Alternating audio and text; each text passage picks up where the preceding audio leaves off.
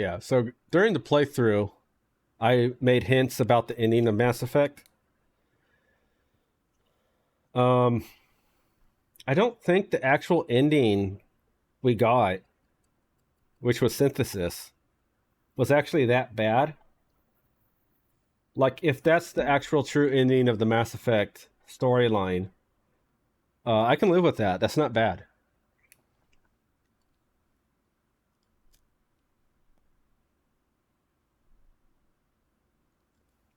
I didn't. I didn't show you guys obviously the.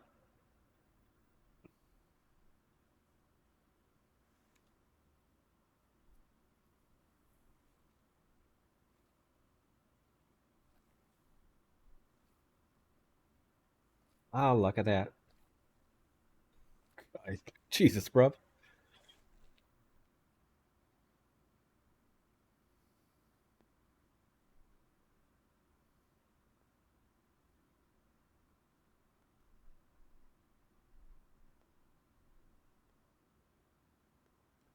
I guess Brob doesn't want to talk about the ending of Mass Effect. He wants to talk about platypuses. Look at that.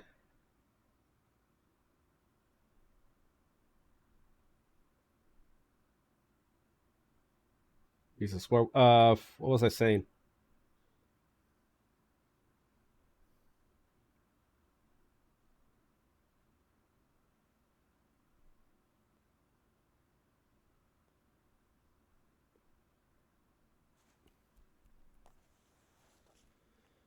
Synthesis.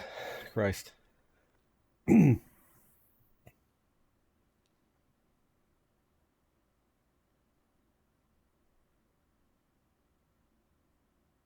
Well, we'll just wait for you, bruv. We're on your schedule. Go get your coffee. I'll put it on hold.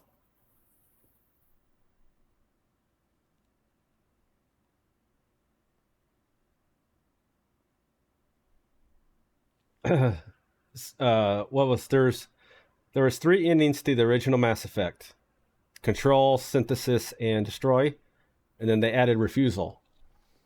Uh,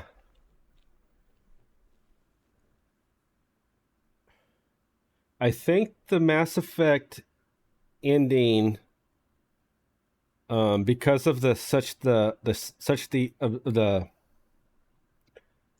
the player base basically going apeshit for the the release, the original endings.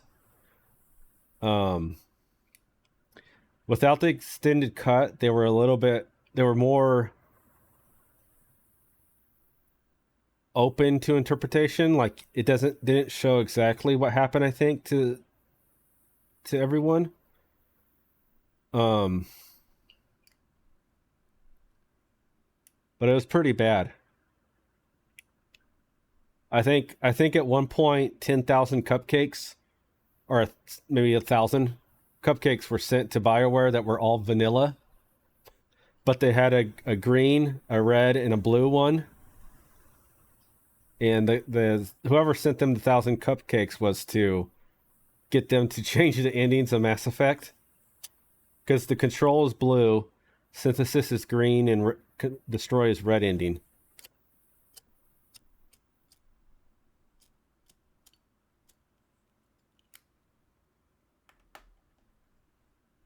Um,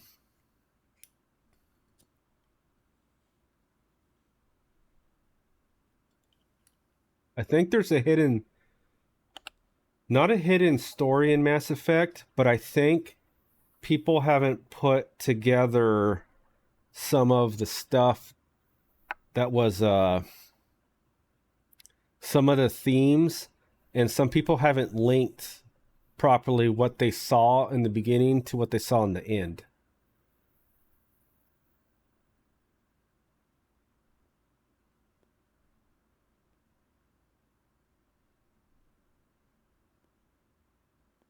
If that makes sense, because there's stuff I'll show you on Eden Prime at the beginning of the trilogy in Mass Effect 1, that when you look at it, when you get a look at it, you can see what it was. It's not some super mystery that the Mass Effect endings are unsolvable. And I have one interpretation of the whole series that I don't think anyone else has.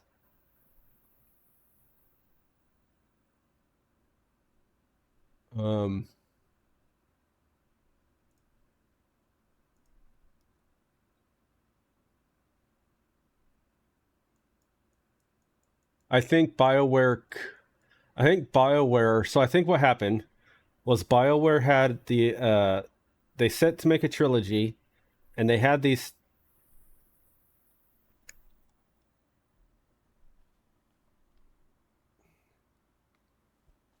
They had an idea for what their trilogy was going to do, but I don't know if they're going to follow through with it.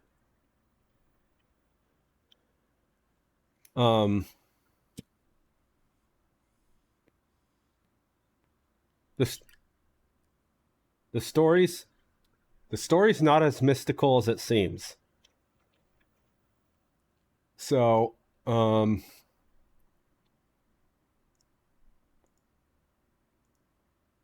I think after my third playthrough, what I did, or it's probably my third playthrough, I started noticing a trend in the story. And if you take yourself out of when I play the game, I don't try to take myself out of it for the first playthrough. I just go play through it. And even when I was on stream, I was hinting at stuff, but I wasn't saying outright, because I didn't want to get you guys out of the playthrough. Because, once you lose that immersion in a game, it's gone.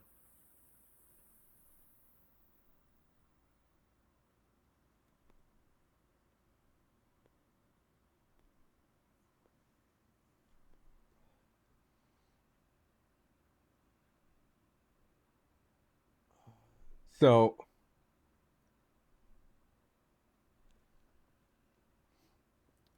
I'm not sure where to start here. Yeah.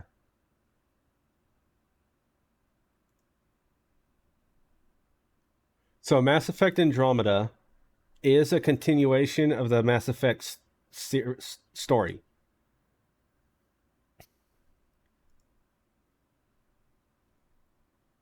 Did I lose you, bruv? I just don't make sense, do I?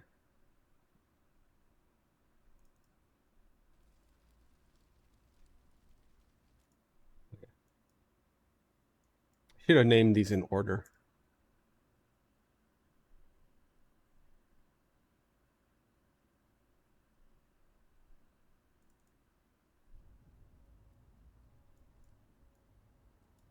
Yeah. The beacon's at the far end of this trench.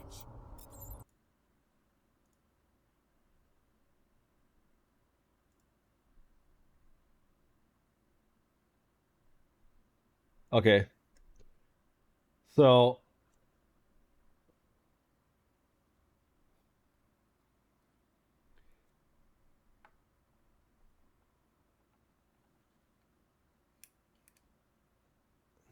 how is it? Okay, so in the story, there's a few things we need to put as a base. One,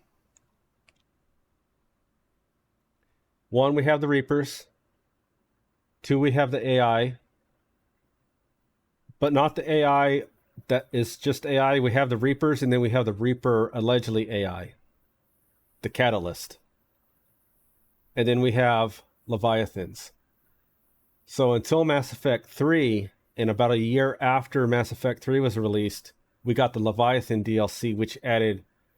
The Leviathan DLC is key to understanding the story.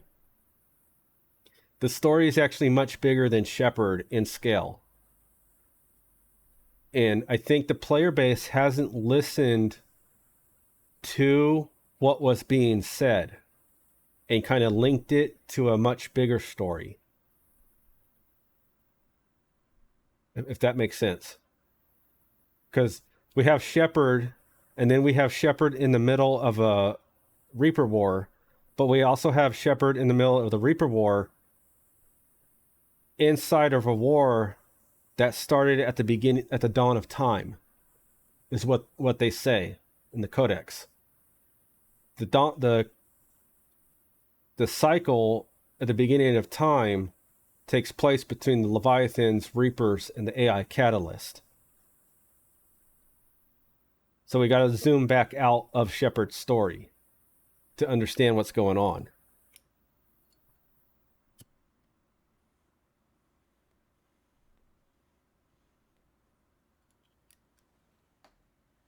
And again, we didn't get that information until the Leviathan DLC. Because I think if they had released Leviathan in Mass Effect 1 and 2, it might have given away more of the story. Probably 3 was the best time to release it, because then you can go look back and maybe put together what's going on.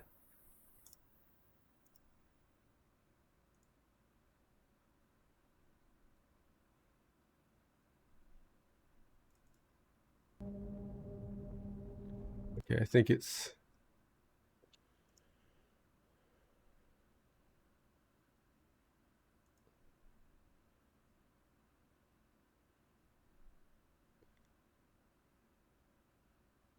Jesus. Which one's which?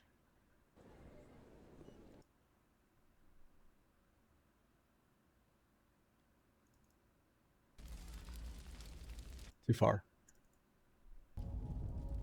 Okay, this must be the earliest video then.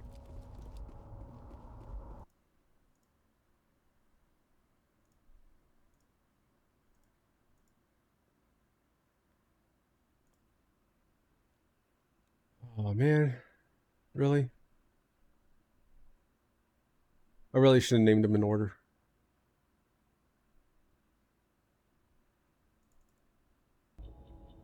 Okay.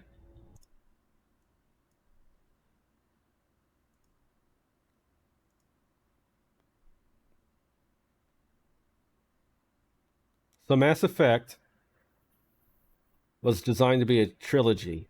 So when they say, but BioWare says they designed it to be a trilogy, that means an overarching story, right?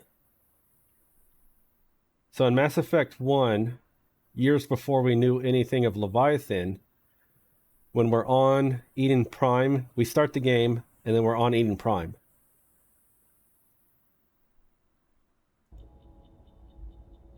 And off to the side of Eden Prime is a optional story, optional room where you can talk to Dr. Manuel.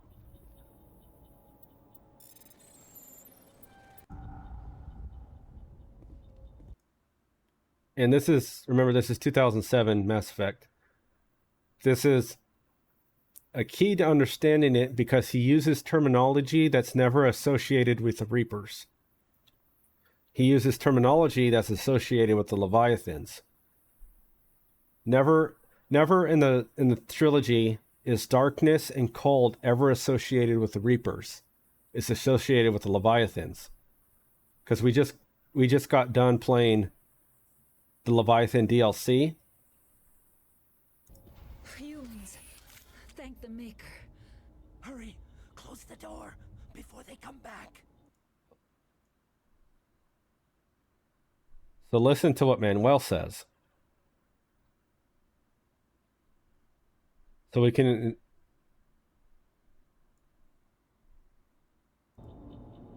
What are you doing here? I'm Dr. Warren. I was in charge of this excavation. We hid in the shed during the attack. They must have come for the beacon. Luckily, it wasn't here. It was moved to the spaceport earlier this morning. Manuel and I stayed behind to pack up the camp. When the attack came, the Marines held them off long enough for us to hide. They gave their lives to save us. No one is saved. The age of humanity is ended. Soon, only ruin and corpses will remain. So they try to put him as a mad scientist. But I think from what we can tell from his dialogue, he probably activated... he was probably the one who found the beacon and it activated when he got near it. So he's not the mad scientist. He actually saw the beacon. He saw the same thing Shepard saw, probably. Or he saw different information from the beacon.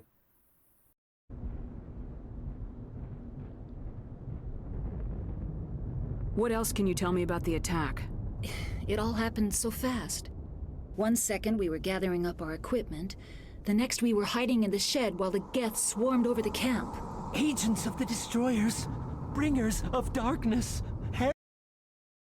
Bringers of darkness. Again, darkness is never associated with the Reapers. It's only associated with Leviathan. Heralds of our extinction. We could hear the battle outside. Gunfire, screams. I thought it would never end. Then everything went quiet. We just sat there, too afraid to move, until you came along.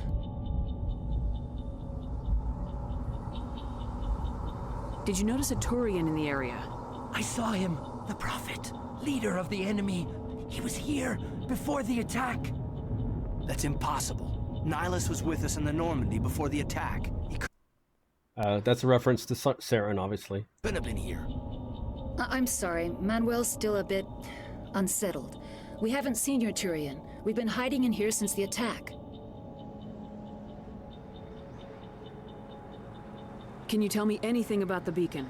It's some type of data module from a galaxy-wide communications network. Remarkably well preserved. It could be the greatest scientific Okay, I think this is key. The galaxy-wide communications network. discovery of our lifetime. Miraculous new technologies, groundbreaking medical advances. Who knows what secrets are locked inside? We have unearthed the heart of evil, awakened the beast, unleashed the darkness. Manuel, please. Okay. So you see that, again, associated with darkness.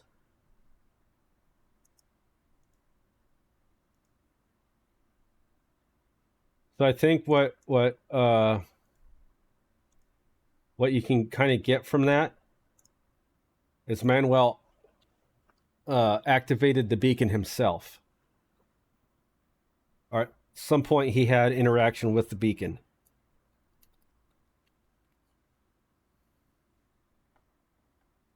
And obviously the beacon, someone gets near the beacon, it activates, obviously, and tries to give them information. Okay. Now remember all the darkness talk.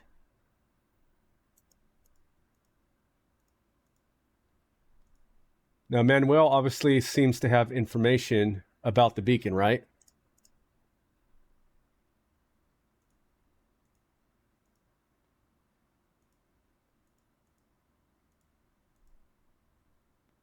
Okay, we're in Leviathan DLC.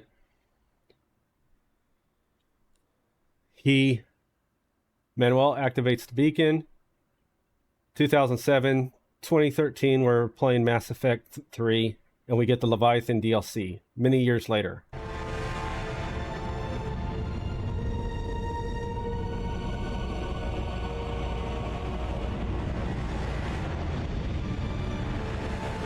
What's the first thing Leviathan says?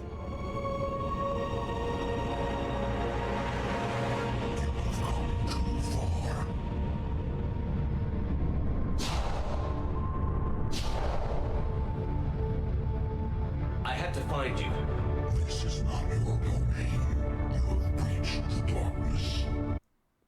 You have breached the darkness. Remember, so every time we encounter darkness in the dialogue, it's never associated with Reapers. It's associated with Leviathan. That's a hint. It's a recurring thing.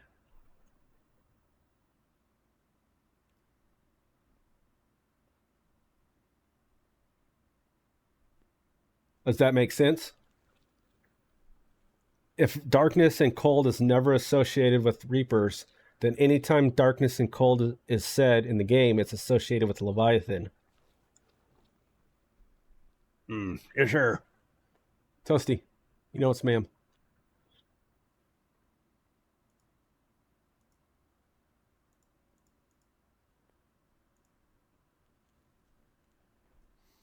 It's a common thread. It's a pattern. Okay. Oh, so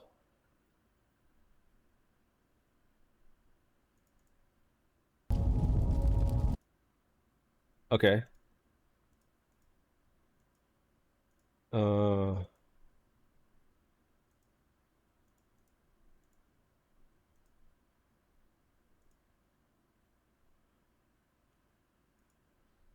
oh, I don't have.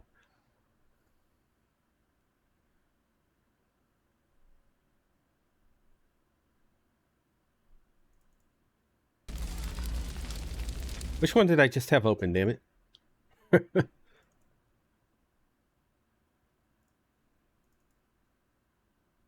Oh, okay, I just had this one open. Is this it?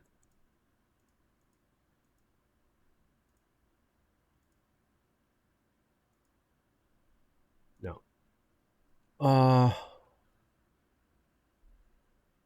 Okay, so we got to ask ourselves, what is the beacon? It's a galaxy-wide communications network, right? Is what they said. But to who? It's associated with Prothean in-game, right? The beacons are not associated ever with Reapers. They're always Prothean beacons. That's the key right there. Because all the beacons left over are by Prothean, and we encounter Reaper tech, but we never encounter a Reaper beacon. Not once in the trilogy. We only encounter Prothean.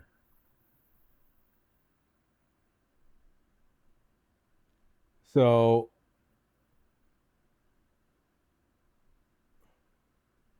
hey, welcome to the stream. I'm talking about the Mass Effect story right now. So if you haven't, there's going to be spoilers here for the ending and past it.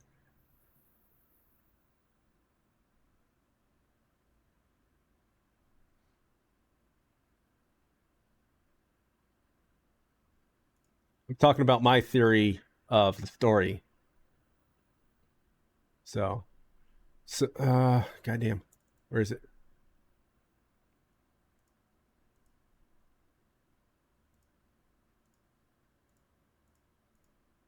Not here. Before. Okay, so we got to look at what is the Prothean beacon? The beacon's at the far. So this is a key moment right here. Because we come up, this is I can't see the screen. We come up on the Prothean beacon, right? Now it's interesting, we come up on not the Prothean beacon, we come up on the dig site. This is a key moment in understanding the rest of the story. So we can already see the shape of the dig site. Fast forward. So what will we have? We have two pillars going up in front of us, right? Okay, so this is the dig site. The beacon was right here. It must have been moved. Okay, so notice the dig site. It's a circular platform that dips slightly into a slightly lower level right there, and then goes back up and has 3 prongs. That's the Prothean dig site. And then it has 2 taller, like, 2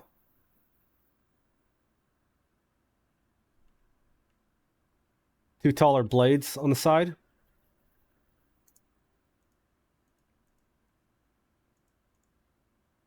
Right there, over on the right. See how it says two taller parts of it. So okay, if that's the Prothean dig site, and that's where the beacon was, because Ashley says it herself. The beacon was right here. It must have been moved.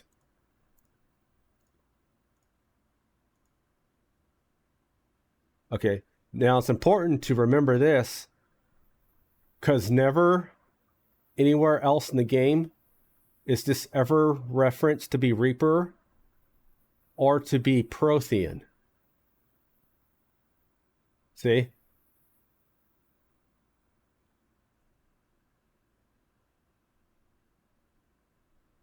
So the next time we encounter a Leviathan beacon, a Leviathan sphere is on Elatonia in Mass Effect 1. So this is a Leviathan sphere. Look at the platform. This is a key to understanding. You see the part going up, and then you see the circle platform dips a little bit low, goes to the center with the 3 prongs. And this is 100% a Leviathan sphere, not a Prothean sphere. The next time we encounter a Leviathan... Oh, shit. Almost close to stream. The next time we encounter a Leviathan sphere is in Mass Effect 2. Look at the platform. The 2 prongs again. The circular platform. And you can see right there the 3 prongs. Again, these are Leviathan spheres, not Prothean.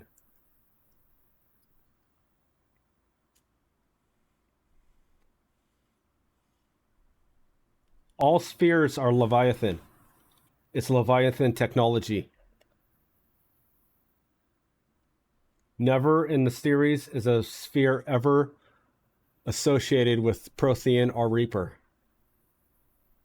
Remember in the DLC, the Reapers are using these spheres to track Leviathan.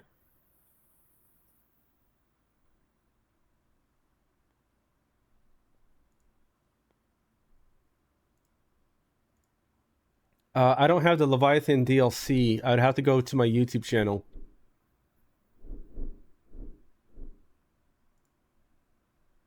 Okay. So what I'm seeing here is a pattern. The word Prothean in the codex is never associated with a specific race. It's not a one-to-one translation of a species. It's not Prothean. Change all the words in the trilogy that say Prothean to Leviathan, and it makes sense. There is a race that came before in the cycle, but they are not Prothean. They were completely wiped out. What's left over is Leviathan technology.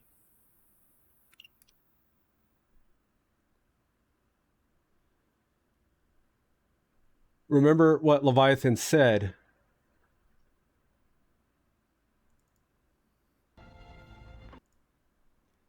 So the key is in some of the dialogue with Leviathan.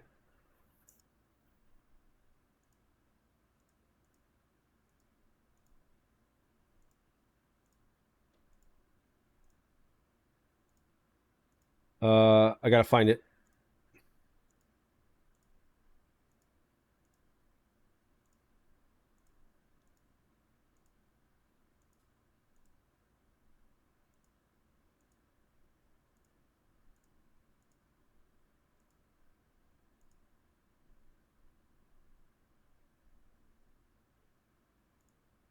Okay, here's the key dialogue from Leviathan.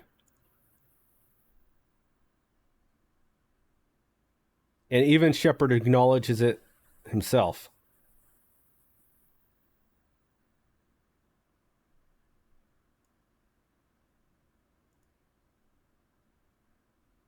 Where'd the mouse go?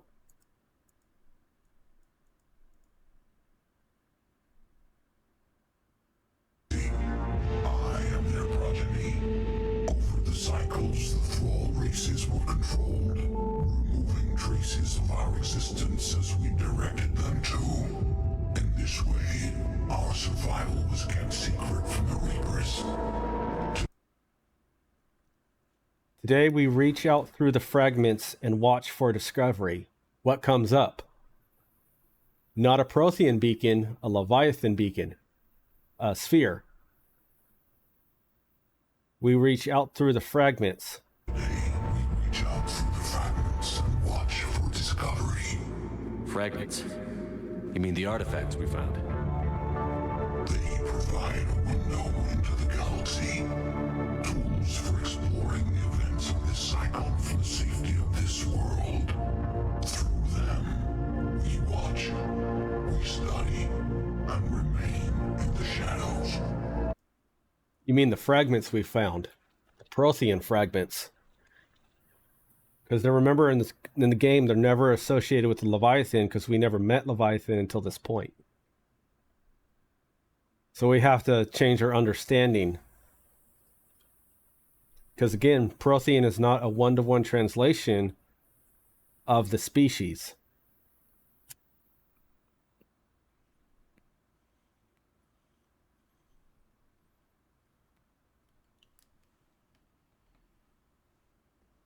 So even Shepard acknowledges it, that it's the fragments we found.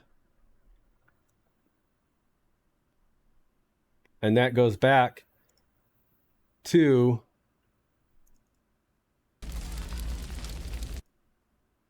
this alleged, supposed Prothean beacon. It's a Leviathan beacon, not a Prothean, because Protheans didn't exist as a specific species that we think about.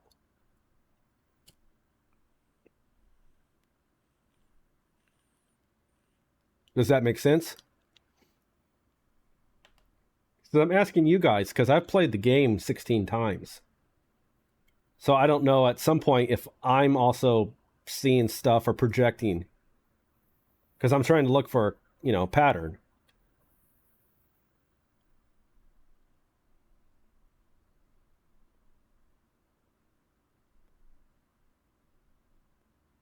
The spheres themselves can... Okay, so we have two things. How does the beacon and sphere work together? So let me say this. We have two things. We have the Reapers who have indoctrination. Indoctrination is a technical advancement upon Leviathan's enthrallment. Both control the minds of organic species. The Reapers just perfected it through technology called indoctrination. The Leviathans came before the Reapers. They use an organic type of quantum entanglement communication system to control the minds of organics. Remember, that's what the DLC said. But both the Leviathans can use enthrallment, Reapers can use indoctrination. The spheres can enthrall people. I don't think the beacons can enthrall.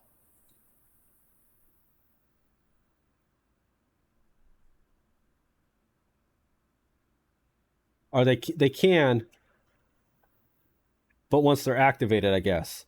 But we don't see the beacons. We see I don't know what the difference is between a beacon and a sphere. It's not like said. The beacons... yes, the beacons, I think, are an organic form of transmit-receive signal.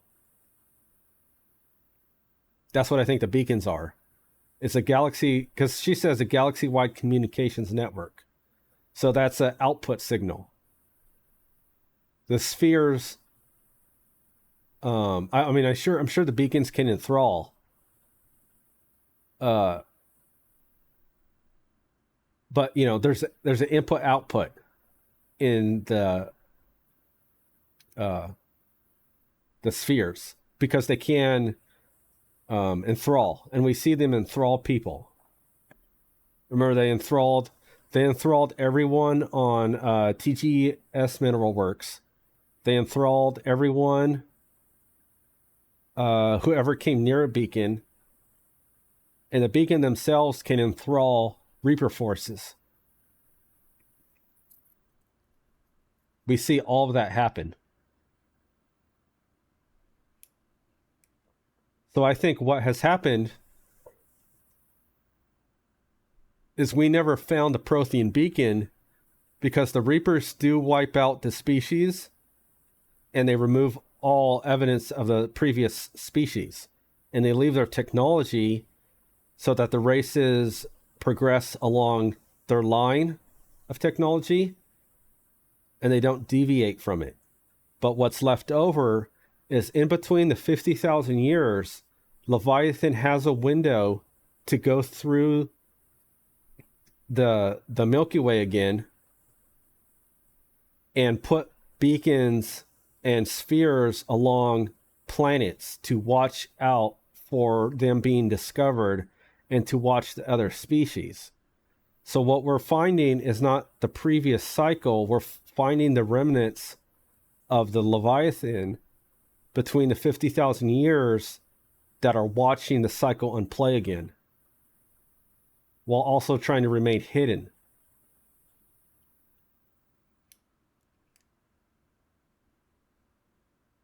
So this is,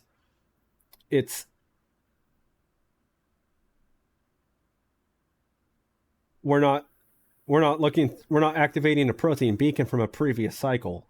We're activating it from the Leviathans. What they left over between the cycle to watch the universe. Does that make sense?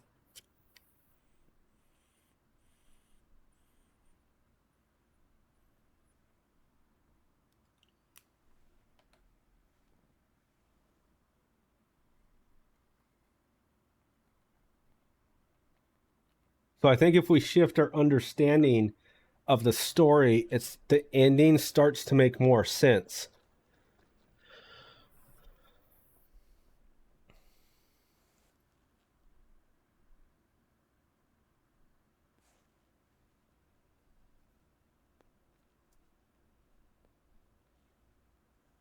While Shepard's fighting the Reapers, we're also in part of a much bigger war that started at the dawn of time, is what they say.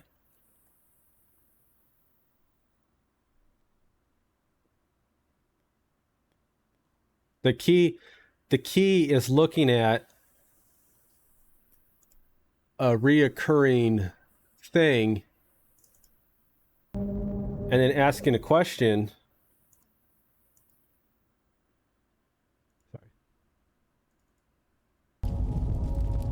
If that's the dig site,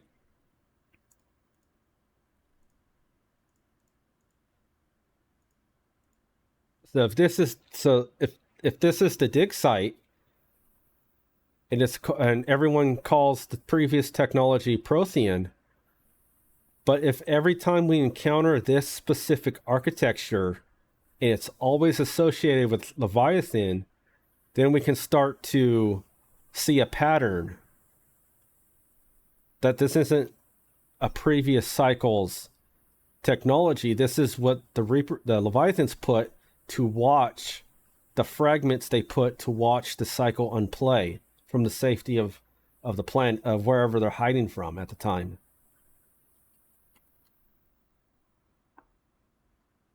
But the Mass Effect universe, the people in it are confusing this as the previous cycle's technology when it's not. It's Leviathan technology.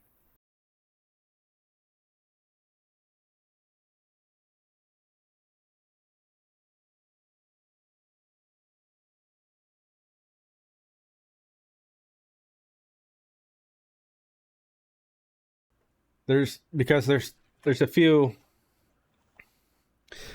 theories about the ending of Mass Effect, and the most prominent one, the most hated one, is called the indoctrination theory. Is that in the final moments, after Shepard is hit by the beam from Harbinger, that's Harbinger's attempt to indoctrinate Shepard.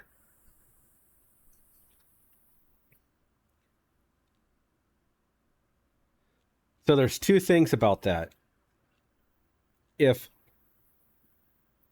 once an organic is subjected to the indoctrination signal, they become indoctrinated. And if Shepard So the question is, if Shepard was subjected to a Reaper signal at any point, she should then become indoctrinated, or either instantly or over time. Both are possible. Instant indoctrination and slow indoctrination is possible. The second question is, if Shepard's encountered the enthrallment signal from Leviathan, then why isn't Shepard indoctrinated and or enthralled? I don't like the indoctrination theory, but I hold that it's possible.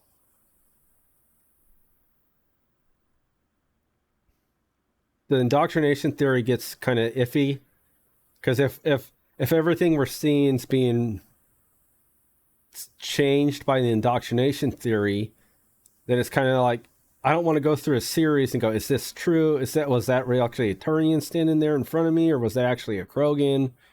Was it an indoctrination signal changing the Asari into a Banshee? And am I killing friendlies that appear like enemies because of indoctrination? It gets iffy like that. That's too much for me.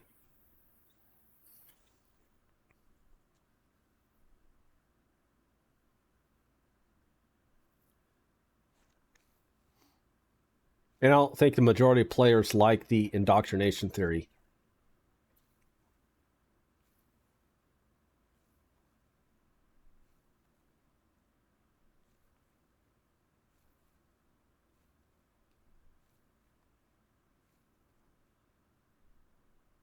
I don't personally like it either, but the question is, how come Shepard's not indoctrinated? And then if organics who are affected by the signal become indoctrinated, how come Shepard's not indoctrinated? But that's a legitimate question of the theory.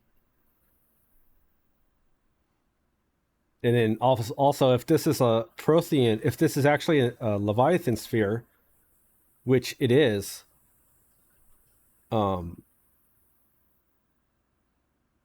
it's Leviathan, not Prothean, then how come Shepard's not enthralled? So we got those two things that are a problem right there.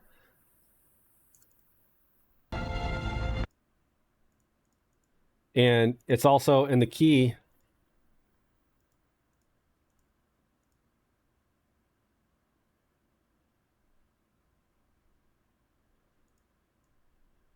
So I think what we can infer from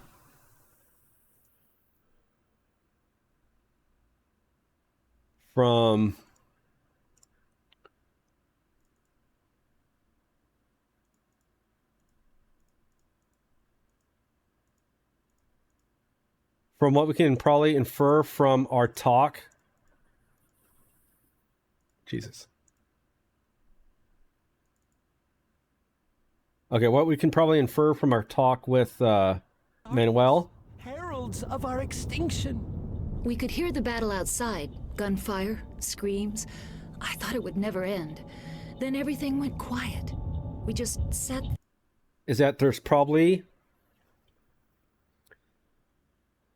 This could be either a human thing, or it could just be that there's it's rare that there's a genetic resistance to enthrallment and or indoctrination. Because I think seeing Manuel, he might be also one of the rare organics along with Shepard that can resist enthrallment and or indoctrination. I think that's what makes Shepard unique.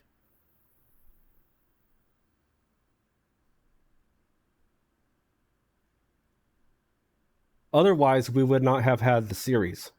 Shepard would have heard the signal and became indoctrinated immediately. So would Dr. Manuel.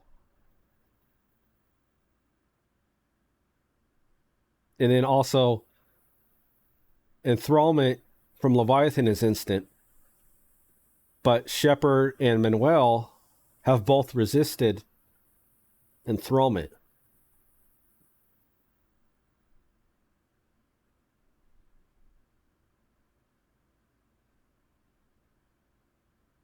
So, if that makes sense, I think Shepard's a rare organic, probably along with Dr. Manuel, that can resist at least enthrallment, if not indoctrination. Or at least if they can't resist it fully, it's delayed for them.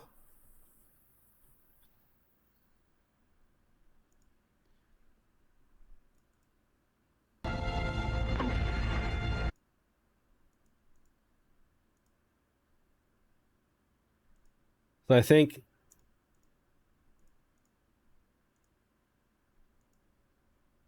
if we listen to what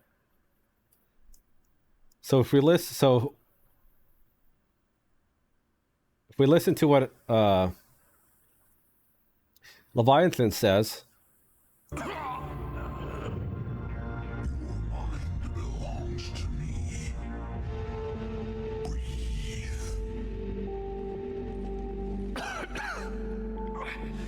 Dan.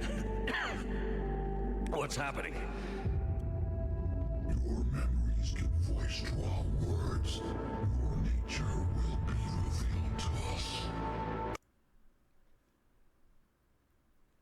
so you gotta listen to the theme.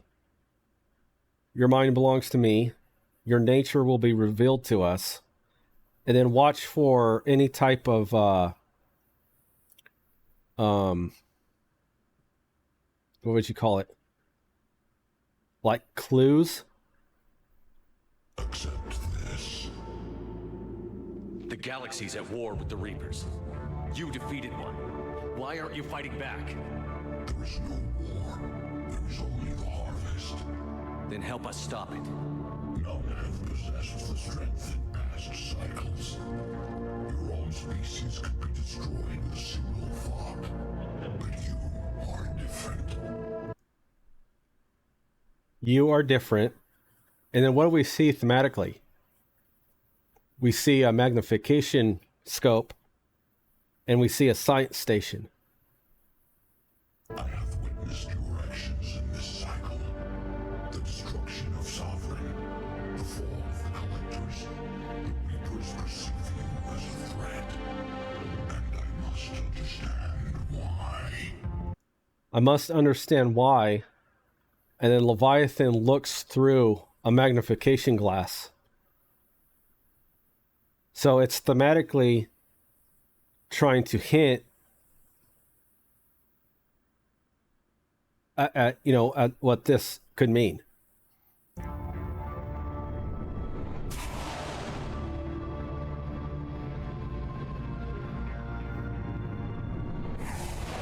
the cycles, our kind was the apex of life in the galaxy. The less So, if that makes sense. So already Leviathan says that Shepard's unique.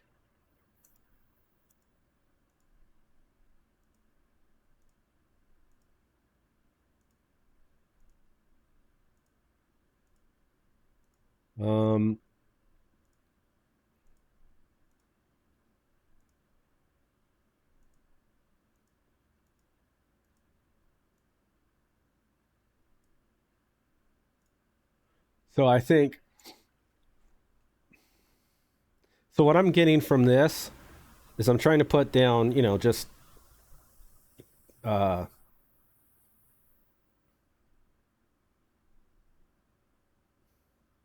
something that keeps reoccurring in the story.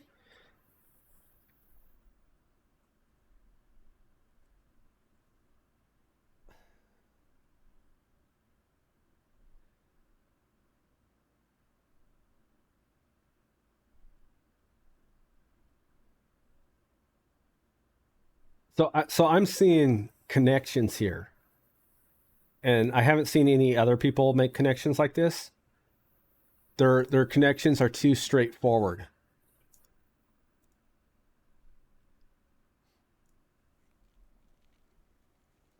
Okay, Mass Effect started as a console exclusive, Mr. Burns. PC port didn't come until later. So console master race.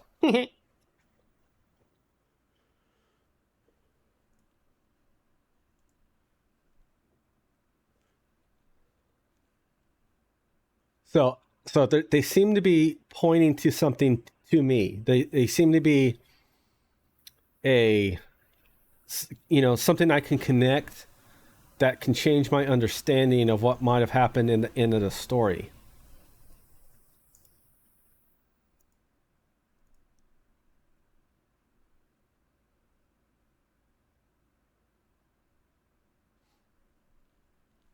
So putting this together with every single time we encounter a Leviathan technology or a Leviathan beacon or a Leviathan sphere, it's always associated with Prothean. And it's associated because the species in Mass Effect are wrongly attributing Prothean to Leviathan.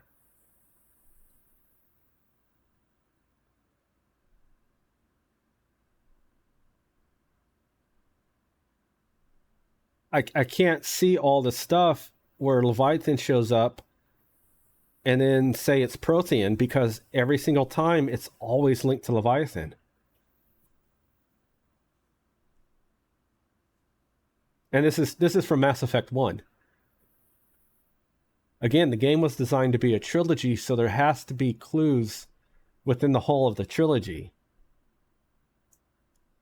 Again, another Prothean sphere in a Prothean dig site. If we just change Prothean to Leviathan, the story starts making more sense.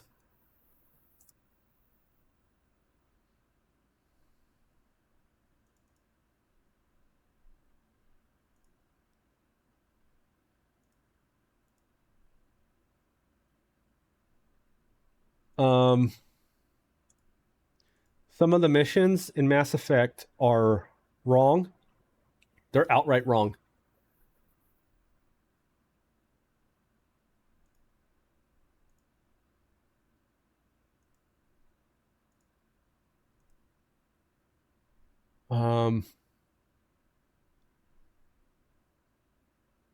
So I think that's one clue, okay? And then if we slow down and start examining what was said or what was the information that was given to us,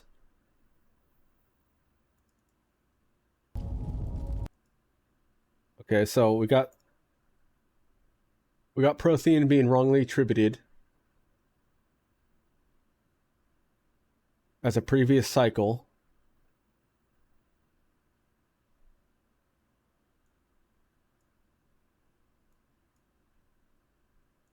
And I don't know at what point, obviously they could have got times and dates wrong. It's a game. I can't account for all that.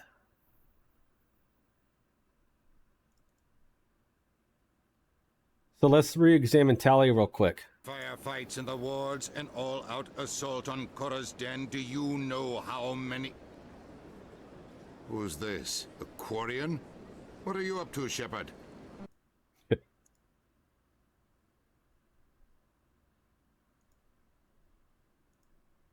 Okay, so her story is that she was on the Outer Rim and she found Geth and isolated it and got the recording of Saren and Benezia talking about Eden Prime, how it was a victory. And it brought him one step closer to the conduit. But let's re-examine it. I was on my pilgrimage, my rite of passage into adulthood. What kind of evidence did you find? How'd you get it? During my travels, I began hearing reports of Geth. Since they drove my people into exile, the Geth have never ventured beyond the Veil. I was curious. I tracked a patrol of Geth to an uncharted world. I waited for one to become separated from its unit. Then I disabled it and removed its memory core. I thought the Geth fried their memory cores when they died. Some kind of defense mechanism. How did you manage to preserve the memory core? My people created the Geth. If you're quick, careful, and lucky, small caches of data can sometimes be saved. Okay. So that's that all. That doesn't seem. It all seems right. She salvaged something from the audio banks. Eden Prime was a major victory. The beacon has brought us one step closer to finding the conduit. That's Saren's voice. This proves he was involved in the attack. He said Eden Prime brought him one step closer to finding the conduit. Any idea what that means? The conduit must have something. Okay. And again, sometimes, companies can get it wrong, but I can't account for everything, right? So she has a recording from Eden Prime.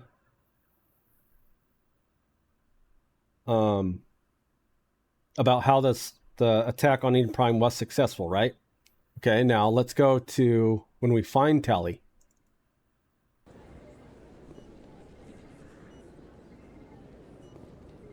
Perfect timing, Shepard. Gave me a clear shot at that bastard. Garrus, bruv. You took him down clean. Sometimes real clean. lucky. Dr. Michelle, are you hurt? Okay, so we found Tally before in that video, and now we're searching for Tally now. No, I'm okay. Thanks to you, all of you. I know those men threatened you, but if you tell us who they work for, we can protect you. They work for Feast. They wanted to shut me up. keep Quarian? me from telling Garrus about the Quarian. Tally. What Quarian? A few days ago, a Quarian came by my office. She'd been shot, but she wouldn't tell me who did it. I could tell she was scared, probably on the run. She asked me about the Shadow Broker. She wanted to trade information in exchange. Okay. Key information here. A few days ago, a Quarian came by my office.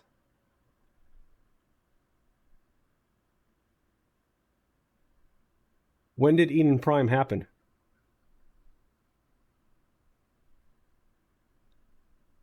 Because remember, a few is 3 or more. A minimum of few is 3 or more.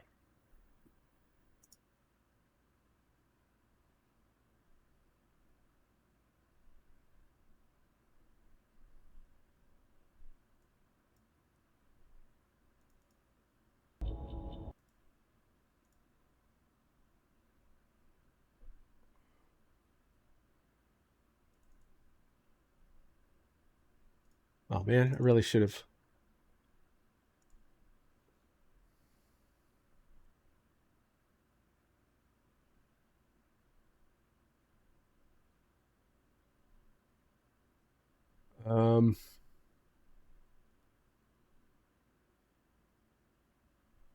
The hell?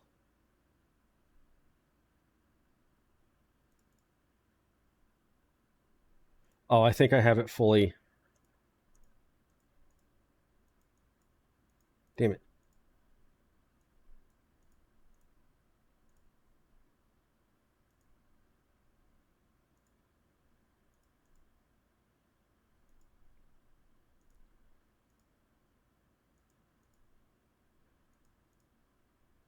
Okay, I found it.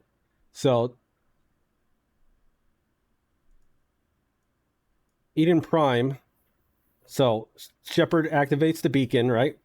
On Eden Prime. And then we see we see Saren and Benezia talk. And then we see Shepard wake up from Eden Prime. I think she's waking up.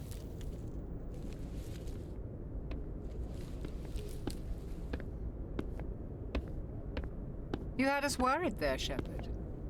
How are you feeling? Like the morning after shore leave. How long was I out? About 15 hours. Something happened down there with the beacon, I think. About 15 hours. So so 14 hours. So it's under 15, so that'd be 14. Anything within 14.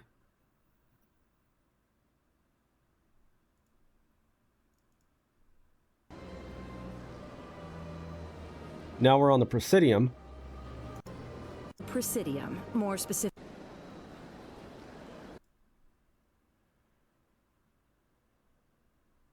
The Citadel maintains a 20-hour day schedule with 6 hours of night, where lights are dimmed and the sky goes through a night cycle.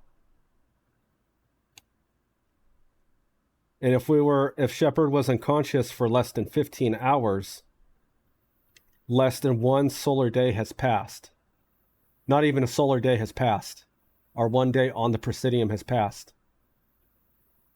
So how did Tali get recordings from Eden Prime 3 days before the event even happened?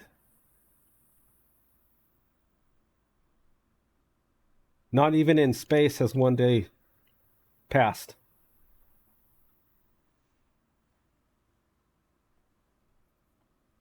This could just be an error by BioWare, right?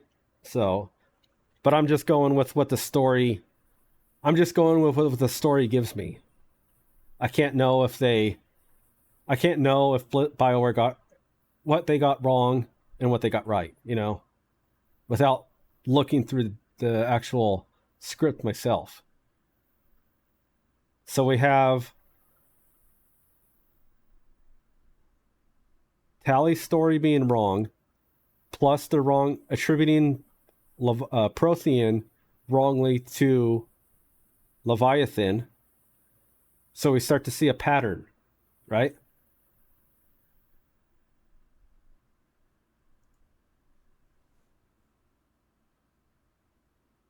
And then we take into account that there's 3 species capable of controlling organic life. The Thorian, the Leviathan, and the Reapers. Enthrallment and indoctrination.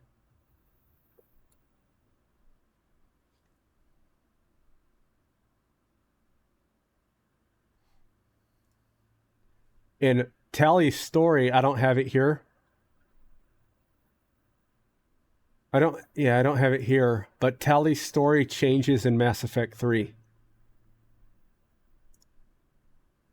There's additional things added to it. In Mass Effect 3, she says she stowed away on a Turian freighter. And she also went to CSEC and they turned her away. More things were added to that timeline for Tali than what she says in Mass Effect 1.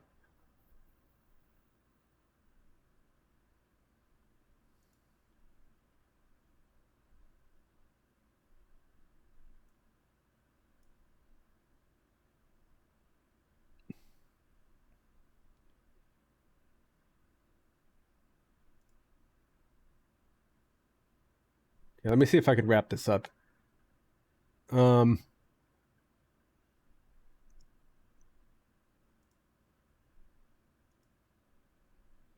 what I'm hinting at is I don't think the events of Mass Effect 2 and 3 happened. I think once Shepard activated the Prothean beacon, the Reapers could tell, the Leviathans could tell that Shepard was an anomaly. She wasn't reacting to the enthrallment signal like other organics were. So the beacon exploded. Shepard was then thrown into a collective consciousness alongside everyone else on Eden Prime, along with the Leviathans. I think based on what I can tell, Leviathan enthrallment is instantaneous. And Reaper indoctrination is instantaneous. When the Leviathans say that there is no war, there's only the harvest, they're not being I don't think there is actually a war that ever happens. I think once the signal goes out through the Milky Way, everyone's put into a coma.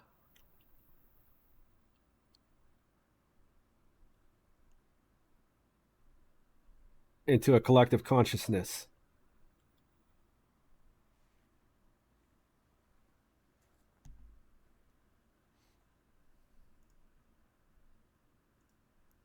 So up until Mass Effect 1 and the exploding of the beacon, that happens. And then after that, it's a collective consciousness. I don't think we've even seen a Reaper yet. I think what we were playing through was a retelling of the Leviathan's first cycle, but with Shepard's understanding of his cycle. I know it's a far jump what I just said, but I think if because there's a lot more I can point to, but I don't have the time. We're already an hour into this.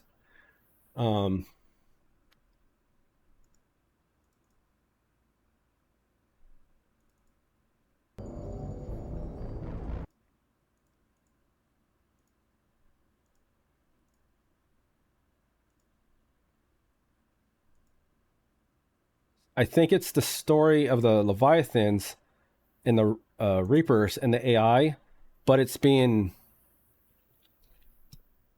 put to Shepard's cycle.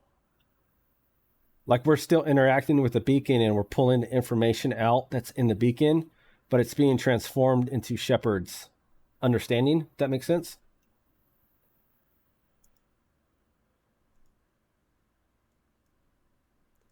So I think the Crucible. So I think what happened is, like the Leviathan said, they enthrall the species, and then they take. You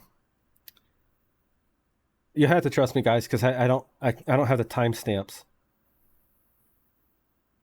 The Leviathan. So the first cycle.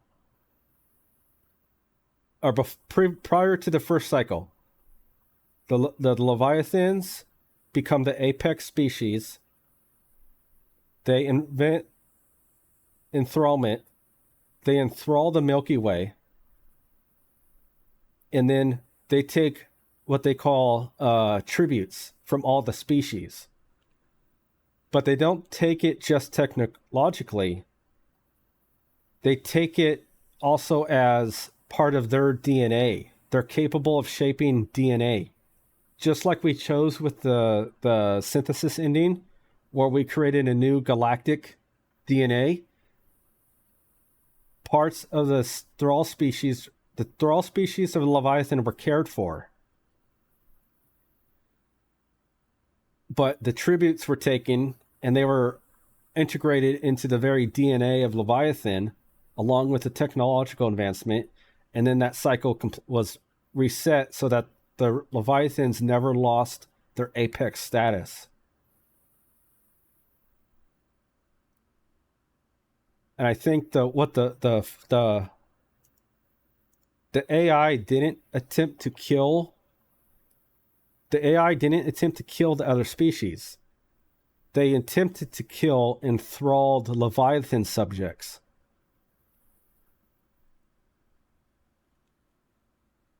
So the Leviathans created an AI with the mandate to find out why probably they couldn't control AI, but they can control organics. The AI then saw that because of the Leviathan's enthrallment, they had to kill the Leviathans to kind of get the organics free. So it's not actually what Leviathan is telling us. So the whole story we're seeing is a Leviathan controlled hallucination from the beacon. It's just flavored by Shepard's perspective. Mass Effect Andromeda is the same thing. The names are just changed. Instead of Reapers, it's Ket. Instead of AI, it's Remnant. And instead of Leviathan, it's, I think, Angara or something. But we're seeing the same story in Mass Effect Andromeda. It's just flavored by Ryder's perspective now.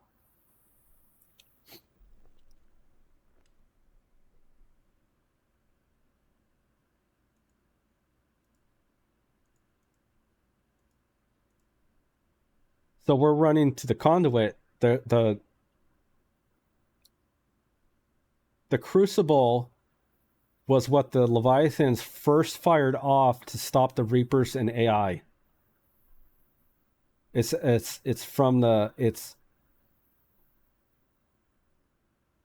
Once the Reapers got control on the AI, the Leviathans then created the conduit to try to destroy the Reapers and the AI, but it didn't work.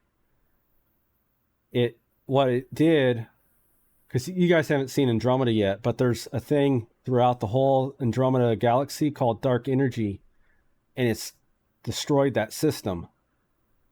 I think the Leviathans fired it off, and we're just reliving their tale of their cycle. It's very, I know, it's very, you got to start seeing patterns.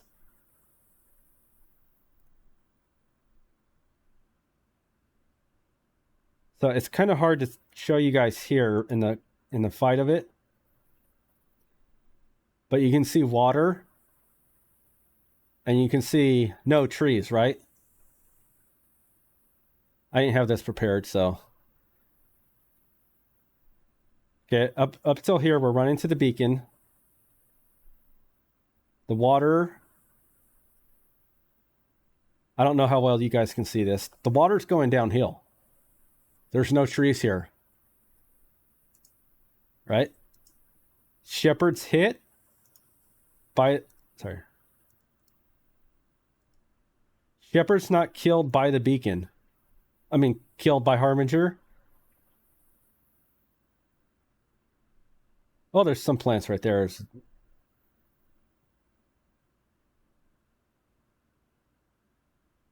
Okay, now Shepard's not killed. Why is Shepard not killed? Probably because the Reapers don't want to kill Shepard.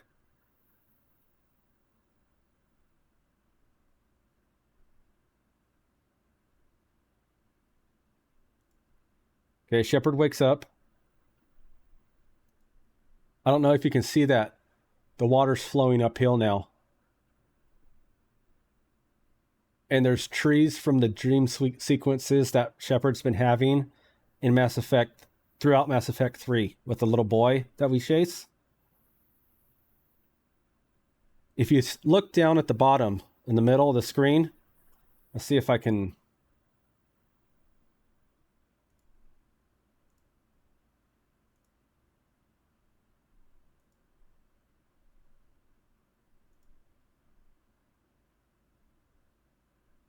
Okay, you can see the water's flowing downhill here. Again, it's very hard to see unless I stand still.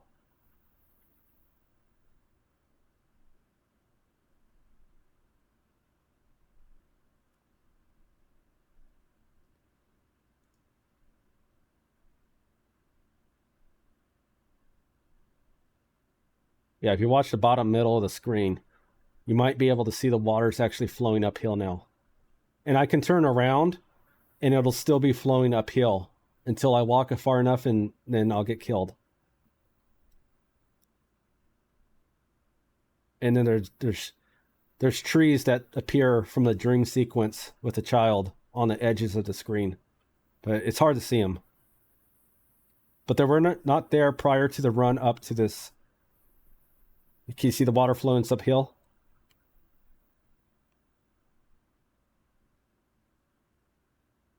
So they had to actually animate that I was flowing downhill. Shepard gets hit by the beam, and then he's going uphill. It's small little things like that. Because I stopped playing the game at times, after my playthroughs, and I just stood there and watched what was happening. It's just small things like that. And then, like I said, the 6-round gun turns into infinite ammo. That's why I was hinting at that.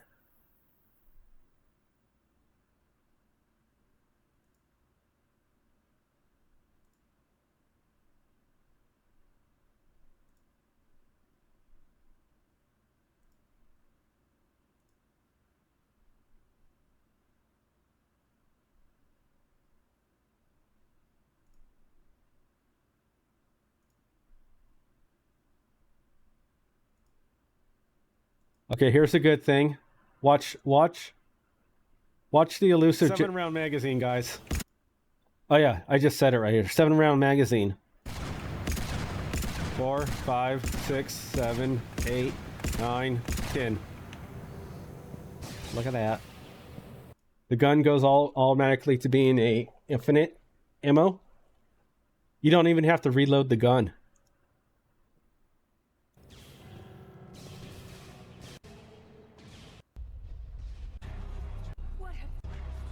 Watch the elusive man. He walks up, turns around. Camera shift. I feel like it's a 7-round magazine. Camera shift. You see that? He walks up, turns around, and walks up and turns around again. Walks up, turns around. Walks up. Turns around.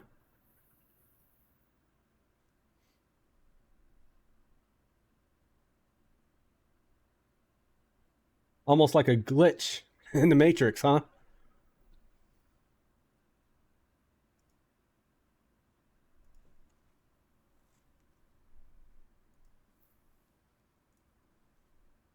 I think the whole point of Mass Effect 1, 2, and 3, after Shepard activates the beacon, is twofold. Synthesis is what Saren wanted. Control is what the elusive man wanted.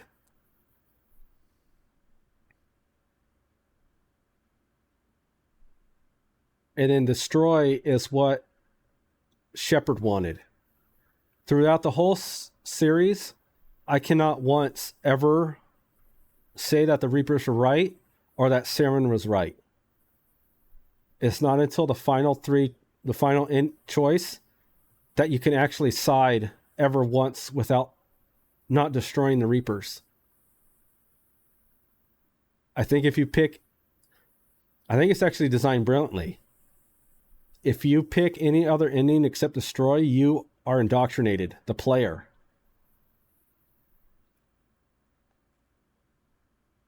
It's almost written as a fourth wall break. The whole test outside of the after Mass Effect 2 and 3, after the beacon, is the Leviathans trying to test what you would do during their cycle. If that makes sense.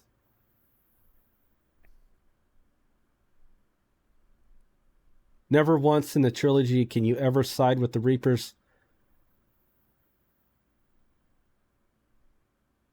or Saren. The only non-enthralled or non-indoctrinated ending is destroy. But I think it's also refusal. The Star Brat in game is called Child, but every reference from BioWare calls the Star Brat Guardian.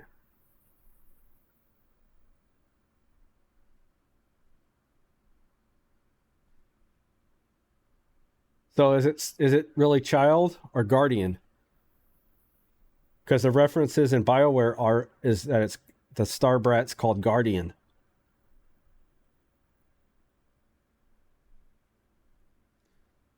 See if I can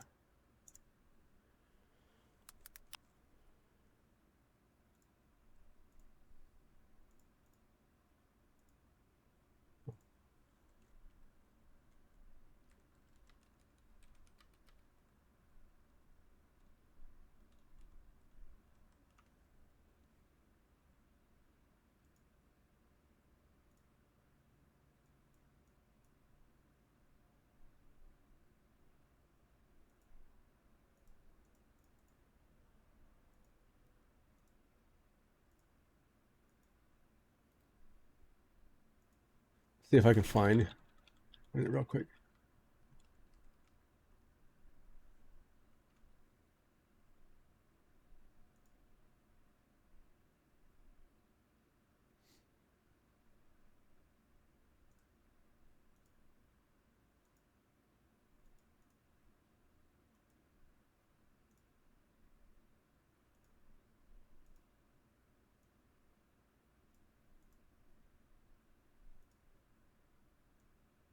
Obviously, let's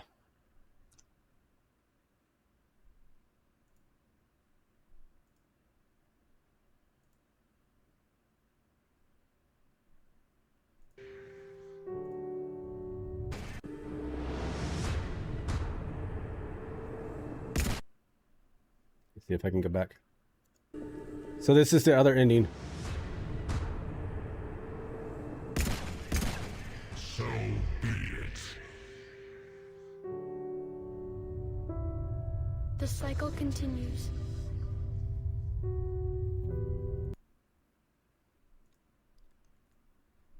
Starbrat's not such a small kid, is he?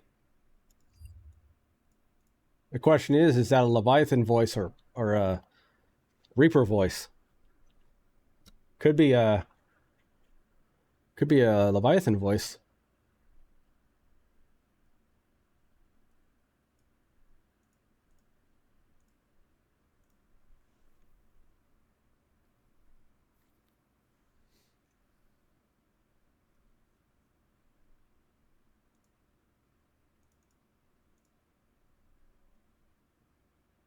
There we go.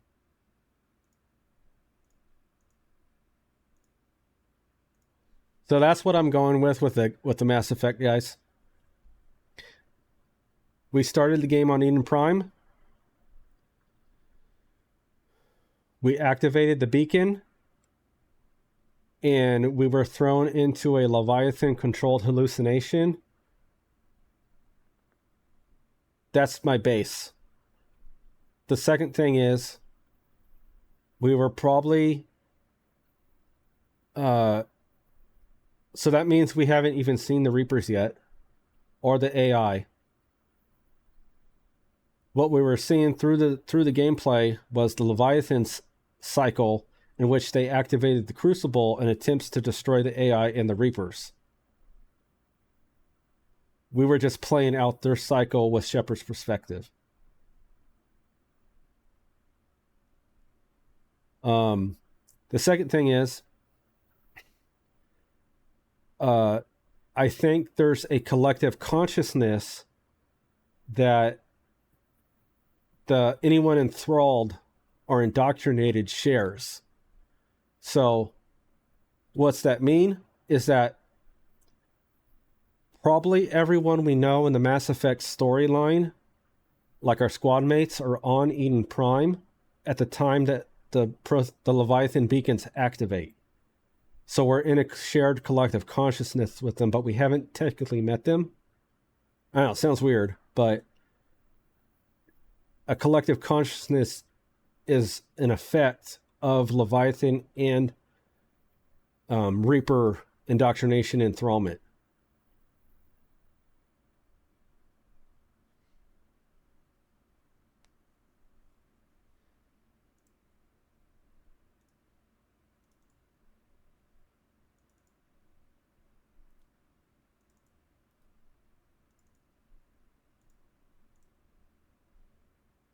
I think BioWare can use this to make any type of Mass Effect story they want, you know?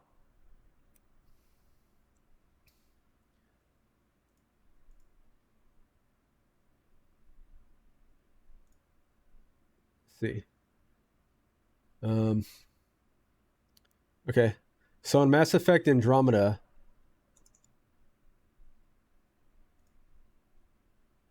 we have this, what's called remnant code. You guys won't notice. So we have remnant code in Mass Effect Andromeda that Ryder interacts with.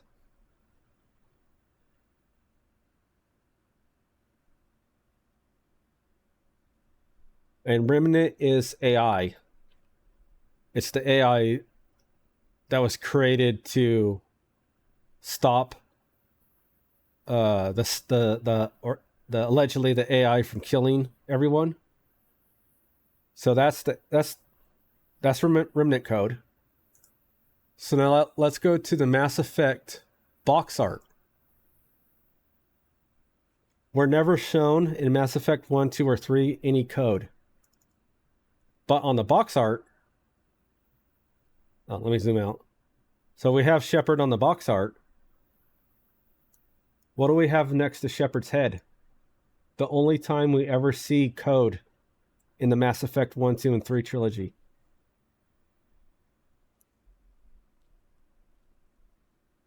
If you don't have the box art, you wouldn't see this. That's code. That's code around Shepard's head. It kind of matches the AI code, doesn't it?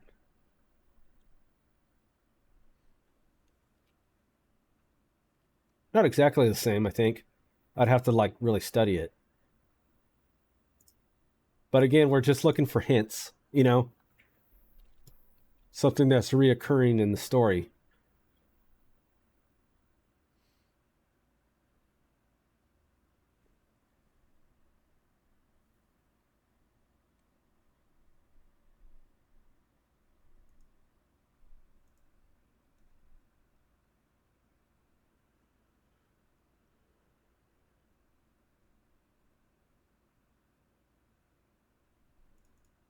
I think I wrote this. Oh, so this is what I put the basic story as. We have the Leviathan, which is the ruling class. They enthrall every species.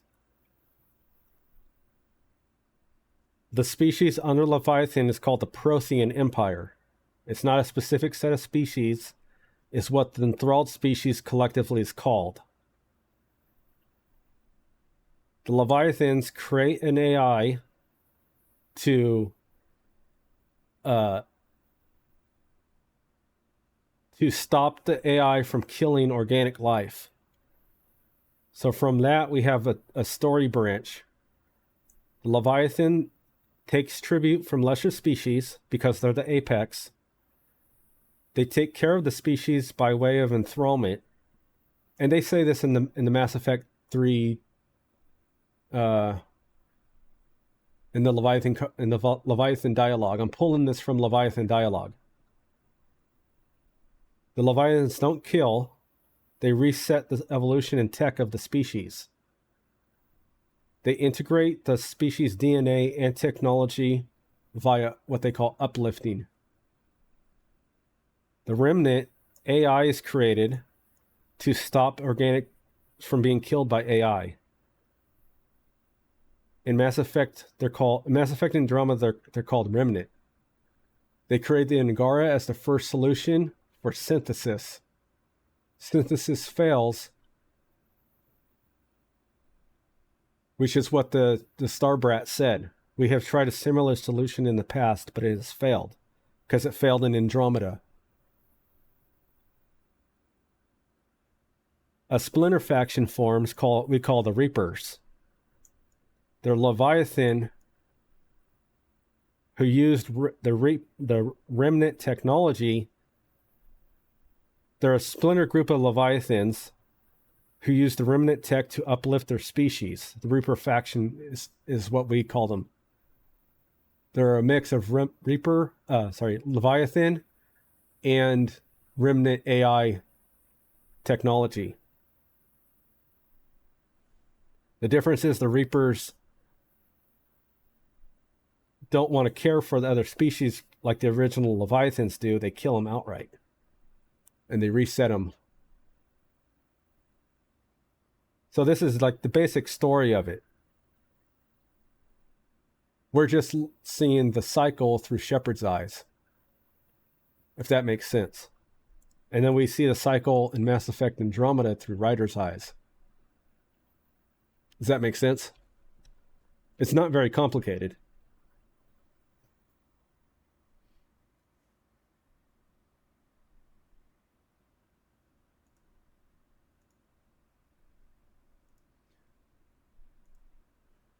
So I think with the Mass Effect 3 endings, if I think they originally had this planned out as the story, as the trilogy, and then they would probably evolve onto it.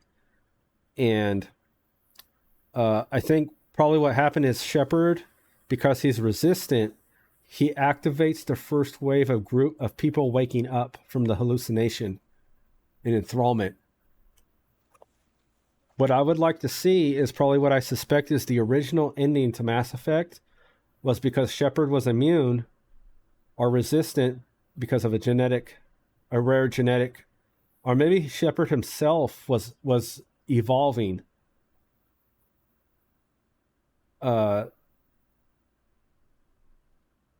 That by choosing the destroy or refusal ending, Shepard wakes up and then is able to actually wake up the rest of the enthralled Leviathan subjects. And then we take the fight to the Leviathans and Reapers. We're prepared for them coming back. Because with my theory is we haven't even seen a Reaper yet. We haven't even seen the AI remnant catalyst yet. All we've encountered is a Leviathan beacon, mistakenly called a Prothean beacon, and then we live through the Reaper's cycle, the Leviathan cycle, with Shepard's perspective. I think that's a much better ending to Mass Effect, the trilogy, than what we got. So I think if you side with the elusive man, you succumb to indoctrination. If you side with the synthesis, you succumb to indoctrination. Because remember, Saren wanted synthesis.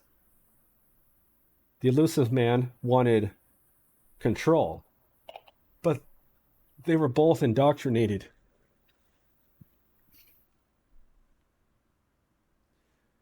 And a key thing, one of the key things is, guys, the Leviathan remnant Reaper, the Leviathan Reaper AI war that's been going on has been much longer in time.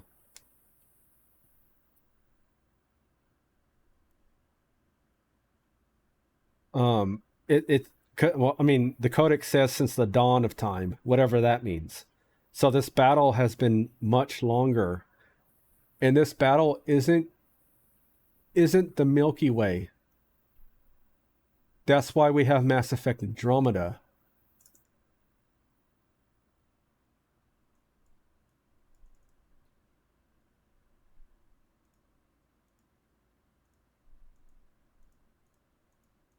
So when they talks about creating the AI,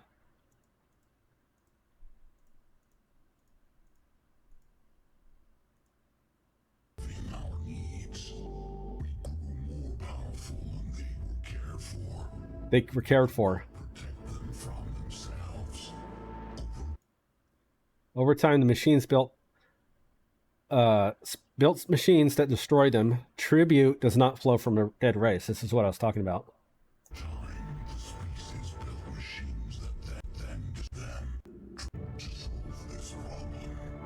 We created intelligence with a mandate to preserve life at any cost.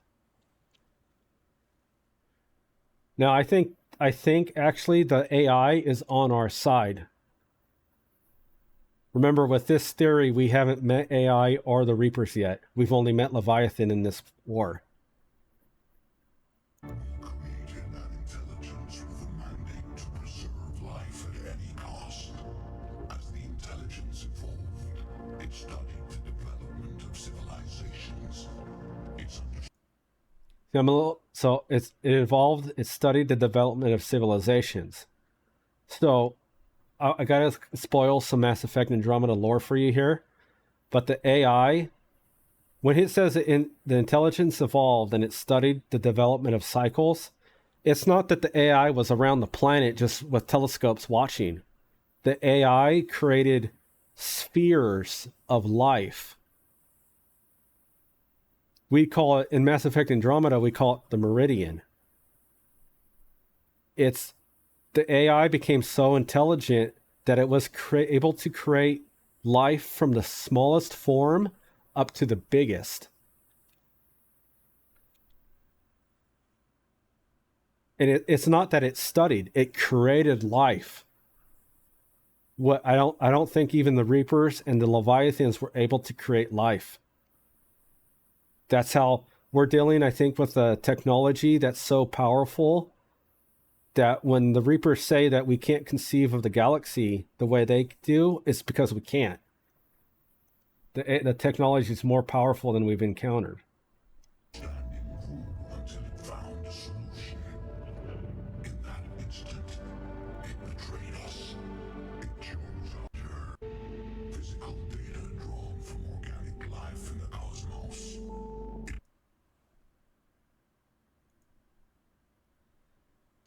The AI, to find a solution, it required information.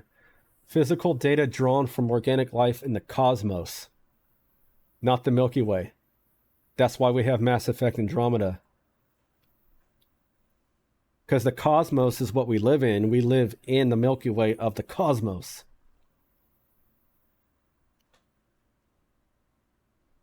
It's important to listen to what they're saying.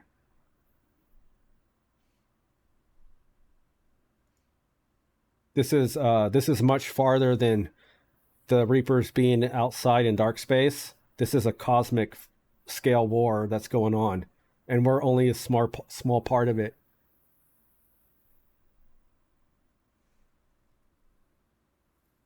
Shepard could be what turns the tide.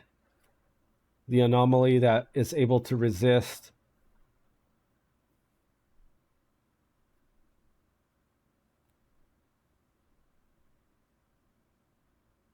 he could turn the tide against Leviathan and the Reapers. I'm not so sure if the AI's... I don't think the AI is our enemy. I think because we're in a Leviathan-controlled hallucination, the AI is enemy to the Leviathans because the Leviathans are part of the problem, which is what the Starbrat said. The Leviathans were part of the problem. That's why they turned on the Leviathans.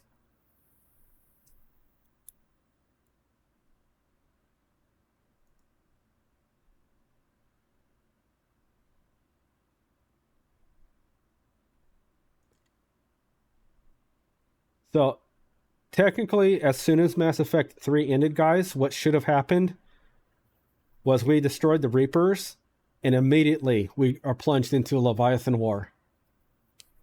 Because the Leviathans are the apex. They serve no one.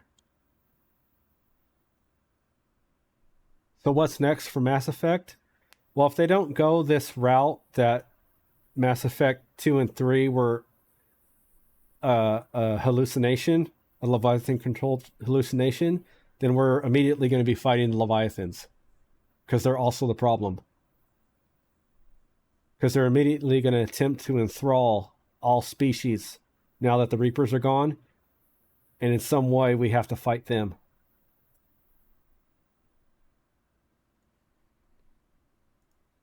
So if nothing else, the Leviathans should be the next war in the Mass Effect storyline. The problem is, I think we need Shepard. We need an anomaly. Because once someone's subject to Leviathan or Reaper indoctrination, it's instantaneous. There's no war, there's only the harvest.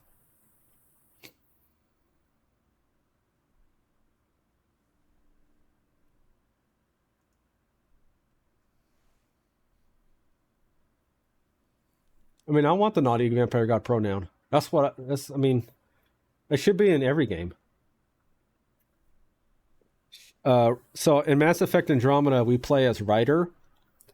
I think Ryder is also another person who has a rare genetic ability to resist indoctrination and enthrallment. But we're seeing it through Rider's eyes in Andromeda.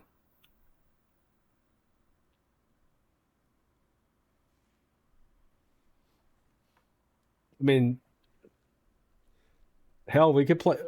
We could play the angle that that the elusive man wasn't technically indoctrinated, and he was cloning Shepard to find out what is the genetic anomaly that Shepard's able to resist enthrallment or indoctrination. We can go a whole lot of ways. If Mass Effect 2 and 3, if everything after the beacon's a hallucination and it didn't exist in reality, then we could wake up and Saren, the elusive man, all our enemies throughout the game could be our allies. Saren could have found a remnant ship and not a Reaper ship. Saren could be immune because he was augmented by remnant technology. Shepard might truly be able to unite the galaxy if he can get out of the hallucination and show everyone what's happening and actually unite the galaxy. I think that would be a great Mass Effect 4, 5, and 6. Shepard wakes up. We get all these guys back who are our enemies, who are actually really our allies. The elusive man figures out what made Shepard an anomaly, or Saren's augmentation. So we don't know what's happening to Shepard. Oh, there's one thing I wanted to show you. Oh, I don't know if I have it. Okay, I have it. I think I have it.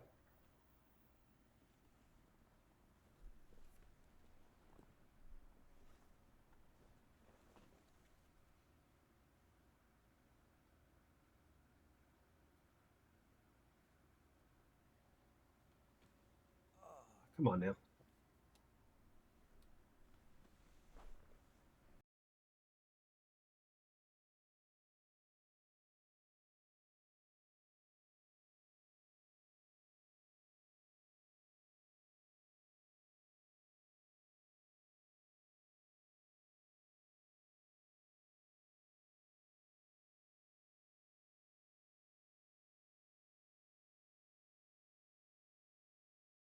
All right, Dan. I think I have it. I want to show you one thing that is also... Damn. Tell me it was deleted.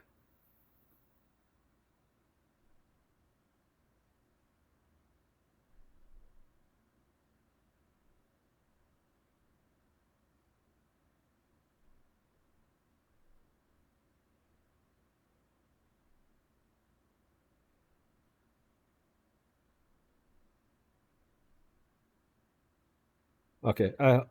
1 second. I have to email this to myself.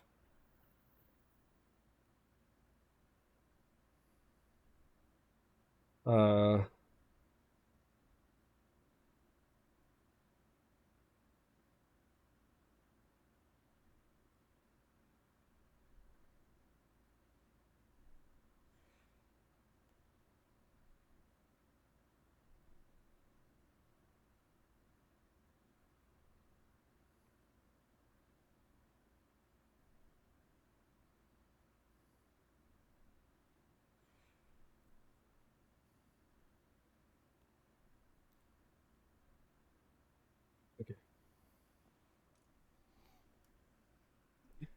Yes, the room is insane.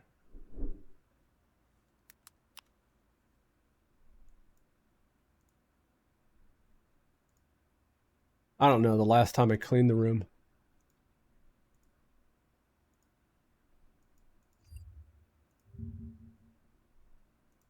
Okay.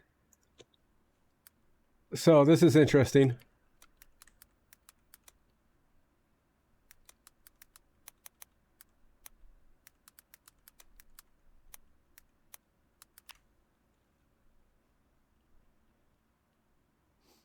Oh, I mean, there's so much stuff I can show you guys. Before Mass Effect, so like, here's something. Before Mass Effect was released, Mass Effect 3 was released, there was a thing called the ANN, Alliance News Network. Some of the stuff I can't show you because it doesn't exist anymore.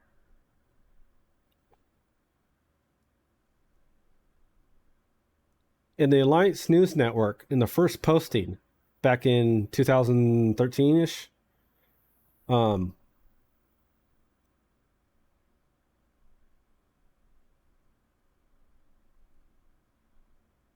it's buried in Twitter. And remember guys, the outcry for the ending was so bad, BioWare shut everything down.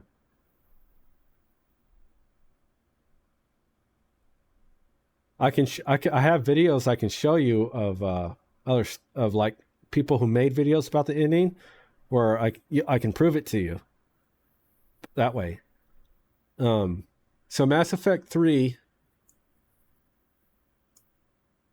Okay. Oh, you can't even see. What the hell? Okay, so Mass Effect 3 was released March 6, 2012. Oh, sorry. So the Alliance News Network, I forgot to say. The first posting was Reapers destroy Alliance Dreadnought on Earth. And then it said, I thought Alliance Dreadnoughts couldn't go Atmo. So Alliance Dreadnoughts can't go into the atmosphere of a planet. Because once they go into the atmosphere, they lose thrust and they fall to the planet. They have to be in space. So it's strange, the first Alliance News Network posting would bring into question, how is this dreadnought on Earth when it should fall and be destroyed? Because you have to have a thrust to have a ship fly, right? And it even calls out, I thought ships couldn't go in Atmo. I thought dreadnoughts couldn't go in Atmo, which means atmosphere. Because if there's an atmosphere, there's gravity, and they fall to the Earth. So it's small things like that that I've noticed over these years of, that's not something you just write down as a bad, you're a shit writer. That's pointing to something. Why is this dreadnought that can't fly on Earth? Right? Does that make sense?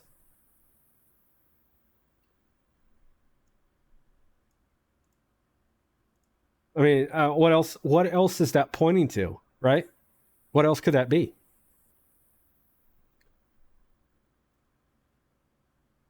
Well, that's shit writers.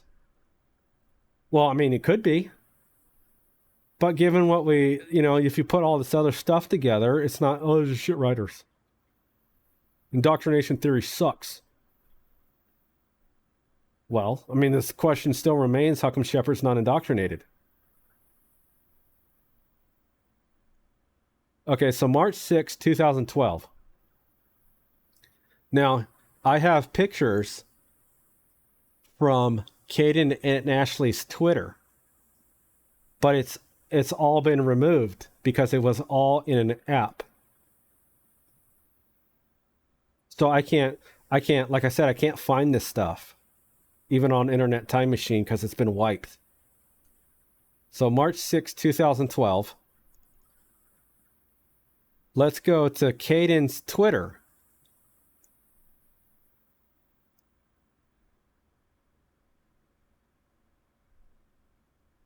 March 13th, 2012. Days after the release of Mass Effect 3, right? 3 days, right? I mean, not 3 days. What is 313, 36, right? So why is Caden tweeting, hey, Commander, thought I might come down to see you today if they let me. Here's hoping. where is Shepard at? Remember, in this time, Shepard's. This is after the Mass Effect 3 release, not before. So where is Shepard now that Kaidan can't see her?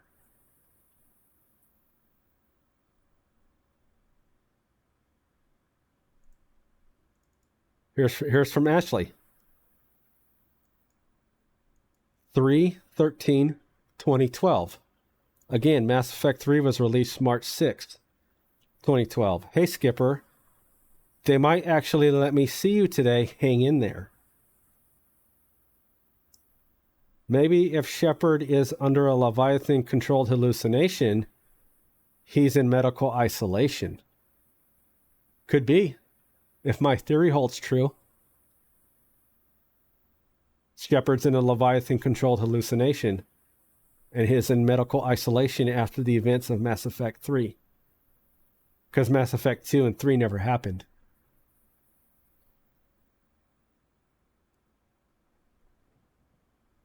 Does this make sense? Because where is Shepard? Shepard's not even on Earth.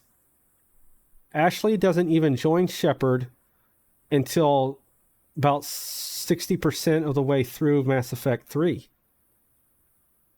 You can't even recruit them until after Kaidan and Ashley until after a certain point. After Odyn, and he's like 2/3 through the game. So we got all these things not adding up when you look at the narrative behind what's being told to you.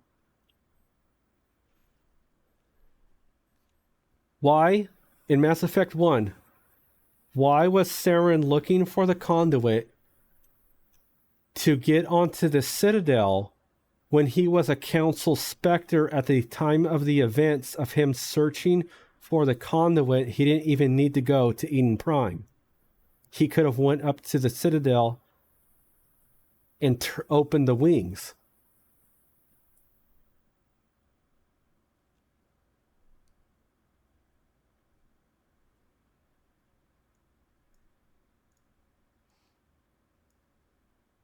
Remember, the whole thing was Saren was looking for the conduit to get onto the Citadel when he was a Council Spectre at the time that Shepard was trying to get him. Was trying to prove that Saren attacked Eden Prime. Why couldn't he just go up to and open the wings of the Citadel? The wings weren't even closed. He didn't even have to get to open the wings because he closed them because they were prepared for him to attack. Step back. Think about what you're doing. They were only closed because he was going to attack the Citadel. He could have went up to CSEC, to Citadel Control, and opened the wings. But they were only closed because the Council was prepared for an attack. He was CSEC. He could have just went up and opened the wings before the I don't even know why he needed. He didn't even need this. He didn't even need the conduit.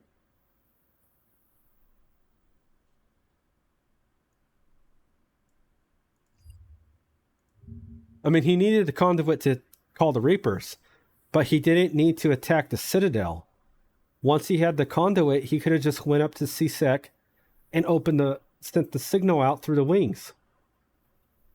That was the whole point of Mass Effect 1.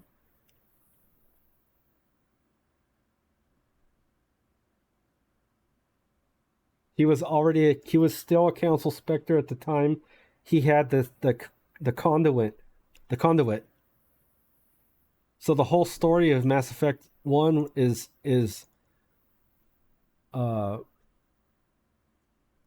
like completely wrong when you look at the timeline.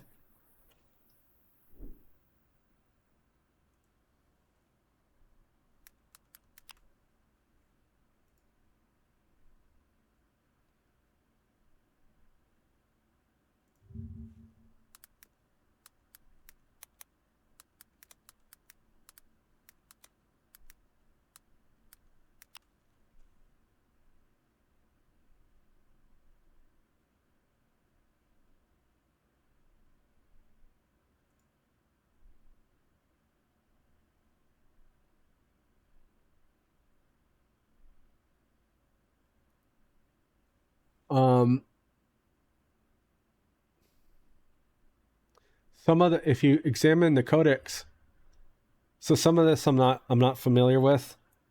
If you examine the codex of Ilos, the last mission, the last planet we do before we attack the Citadel, the surface gravity is 1.17 G.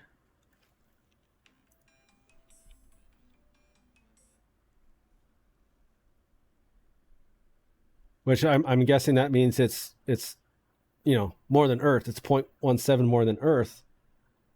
I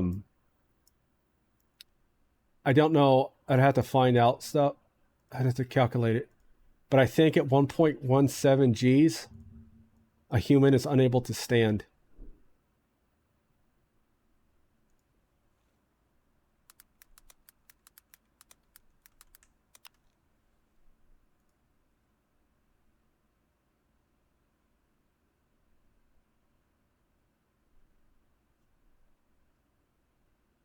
Let's see.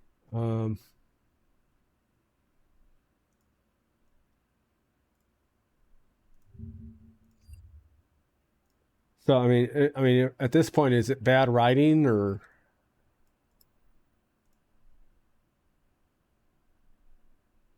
Well,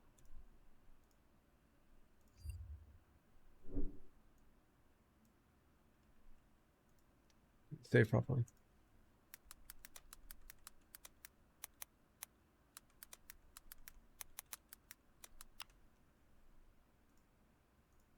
Yeah, know how to spell. I'm smart. Oh, Christ.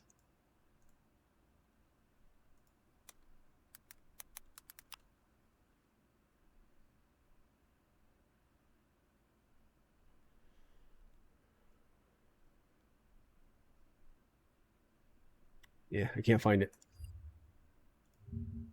Okay. Well, so I hope that makes sense, guys. I think that's my interpretation of the story. And I think that's again why we're seeing Reapers, and why we're seeing Liara, and why we're back to the Milky Way in Mass Effect 5. I guess to call it whatever the next Mass Effect game is, because we still got the recurring theme. And if BioWare doesn't go the way of it's a hallucination, Leviathan controlled hallucination, then our next battle is going to be against the Leviathans themselves.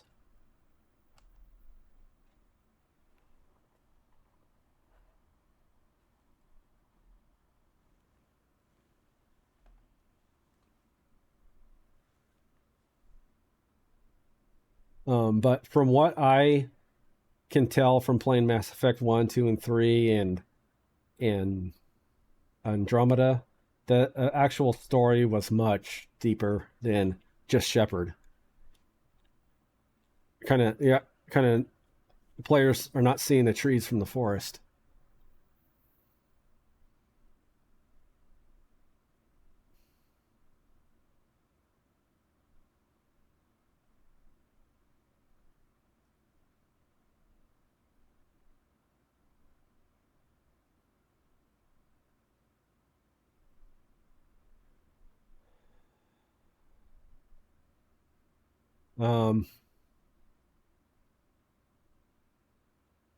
Yeah, that's almost 2 hours, I think, of me talking about Mass Effect.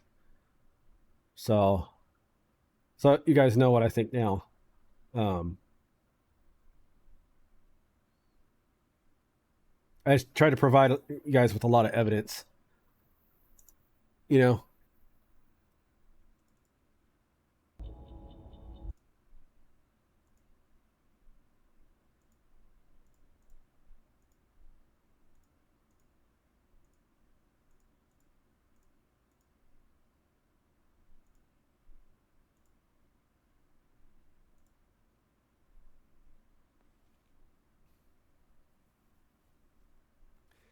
Okay, so I made this. So I think if you put this together in this order, the story makes more sense. And this is the last thing I'll show, and we're done talking about it. So if we start on Eden Prime, right? And we play that we find the beacon.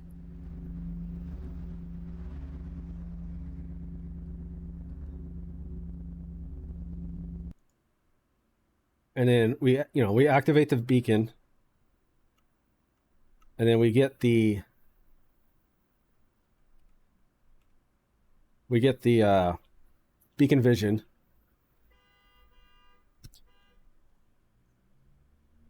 So what I did here is I reordered what maybe closer to the real events.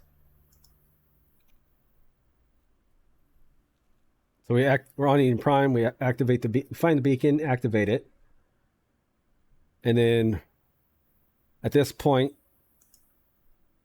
Shepard goes into a Leviathan-controlled hallucination.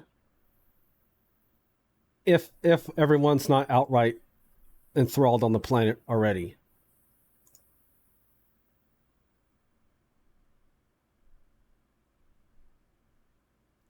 And then we have the beacon vision,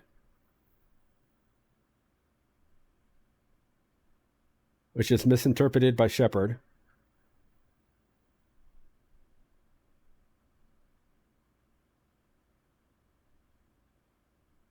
And then we have what appears to be the galaxy that the Reapers, that the Leviathans are in. Okay? So we have that. This is from the Prothean Beacon. And then this is the place that the Leviathans are actually hiding in. Which could look like the Prothean Beacon location. Sideways, right? Same color. Two circular orange objects. Where we find Leviathan hiding. Possible. We're seeing the Leviathan galaxy-wide news network showing that the AI are creating the Angara, the first attempt at synthesis, not the Reapers harvesting the previous cycle. Shepard's actively seeing what happened to the Leviathans. We zoom into a planet and we see what looks like a Reaper, but it's probably the planet the Leviathans are on. This isn't a Reaper. This is a Leviathan. And then probably most likely the actual events is if BioWare had done this, it would have given away the story. So we have the beacon vision. And then if we immediately cut to this, it would have given away the story.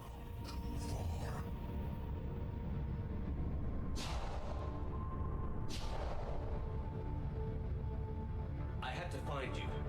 This is not your domain. You have breached the darkness. You killed a Reaper. I need to know why. They are the enemy.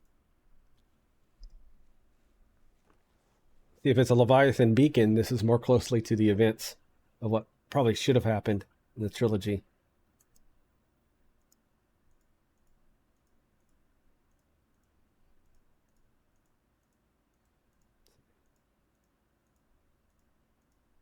Then we have our talk with Leviathan.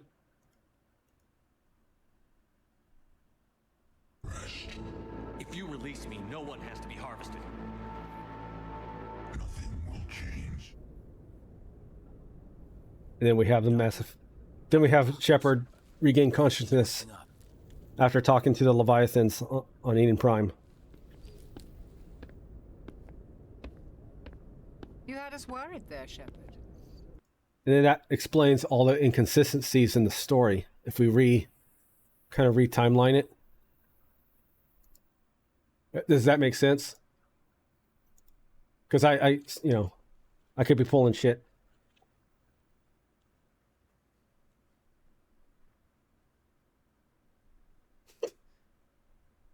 Good chocolates.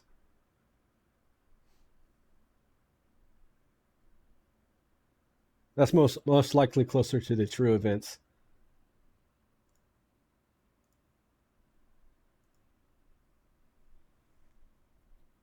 Given that, if Shepard is indoctrinated or enthralled, Shepard could see anything.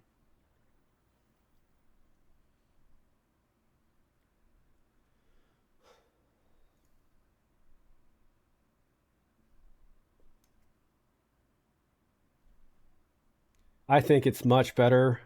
It's much better than. I mean, I like the endings we got. I'm fine with synthesis, but if you recontextualize the endings, it makes sense even in this broader narrative of of reliving the cycle, what Shepard would choose. Than just the outright endings we got. And then if we're gonna play Mass Effect again with Liara and in the Milky Way, then they have to say BioWare has to pick out a ending and say, okay, this ending's canon. Destroy is canon. You can't have all endings possible unless maybe because maybe everyone in the galaxy is under an enthrallment, right? Because you can't have all the endings be true unless everything's an hallucination to begin with. You have to pick an ending. I'm saying with this, you have much more room to create a wide story. You can even create more games that just tell a story and then have it finally end with something else other than what we got.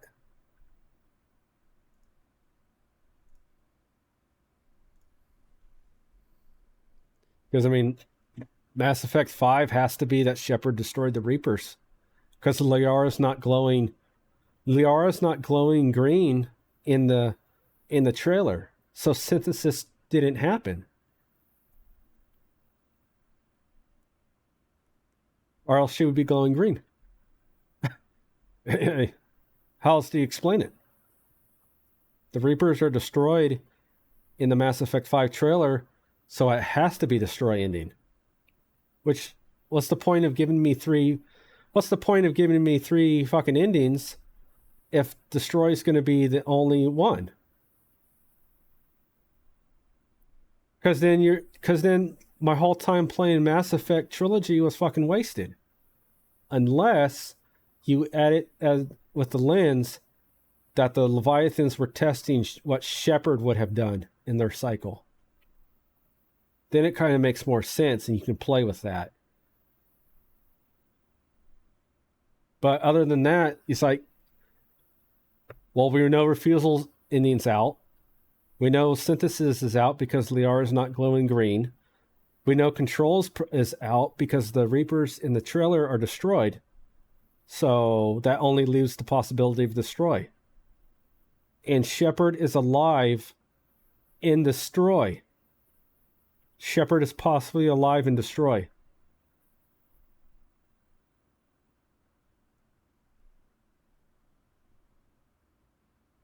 Shepard's the anomaly. Shepard wakes up.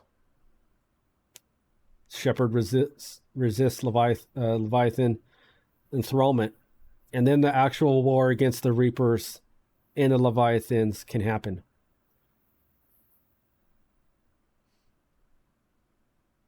We got room for good stories if they don't go a retarded route.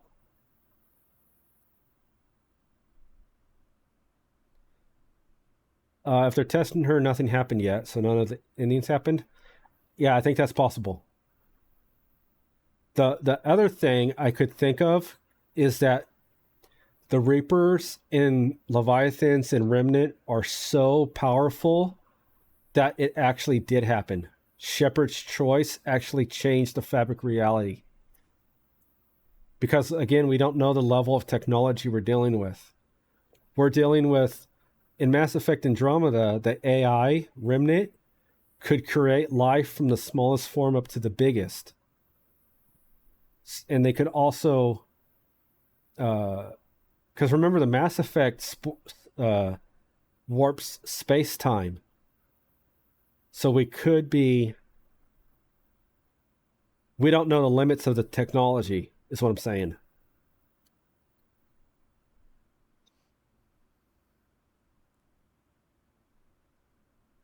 But I mean, I don't know if they're that powerful, but it could be.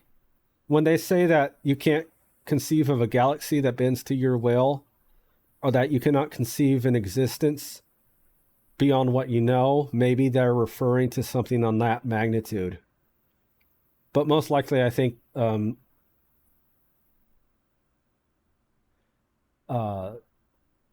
Shepard wakes up and it hasn't really happened yet, if that makes sense.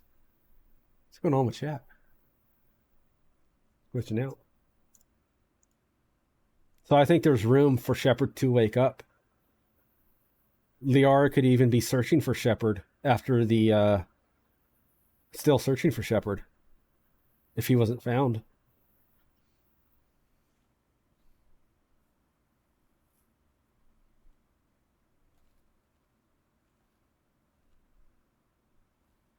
Otherwise, I think most people are gonna probably wipe out Mass Effect from their Mass Effect trilogy from their kind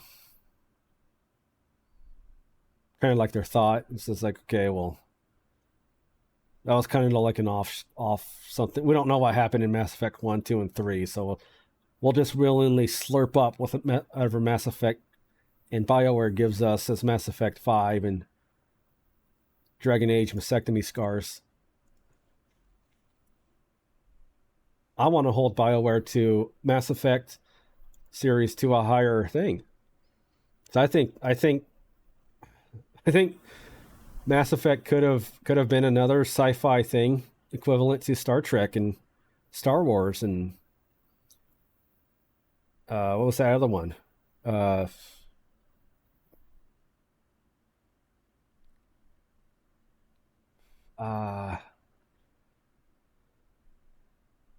Whatever that other sci-fi one was. I forget its name right now. All right. So that's 2 hours and 13 minutes.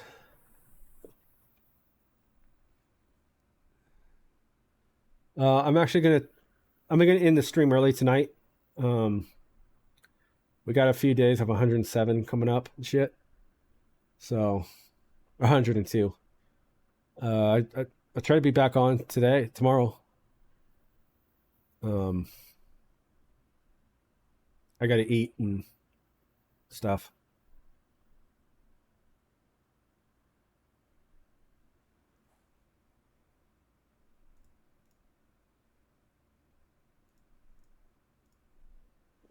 Tomorrow we start a new UPS job.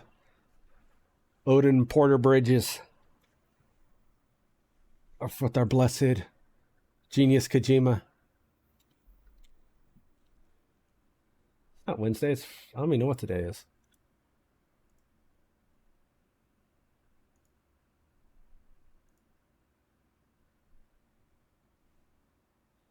Yes, I don't even know what today is.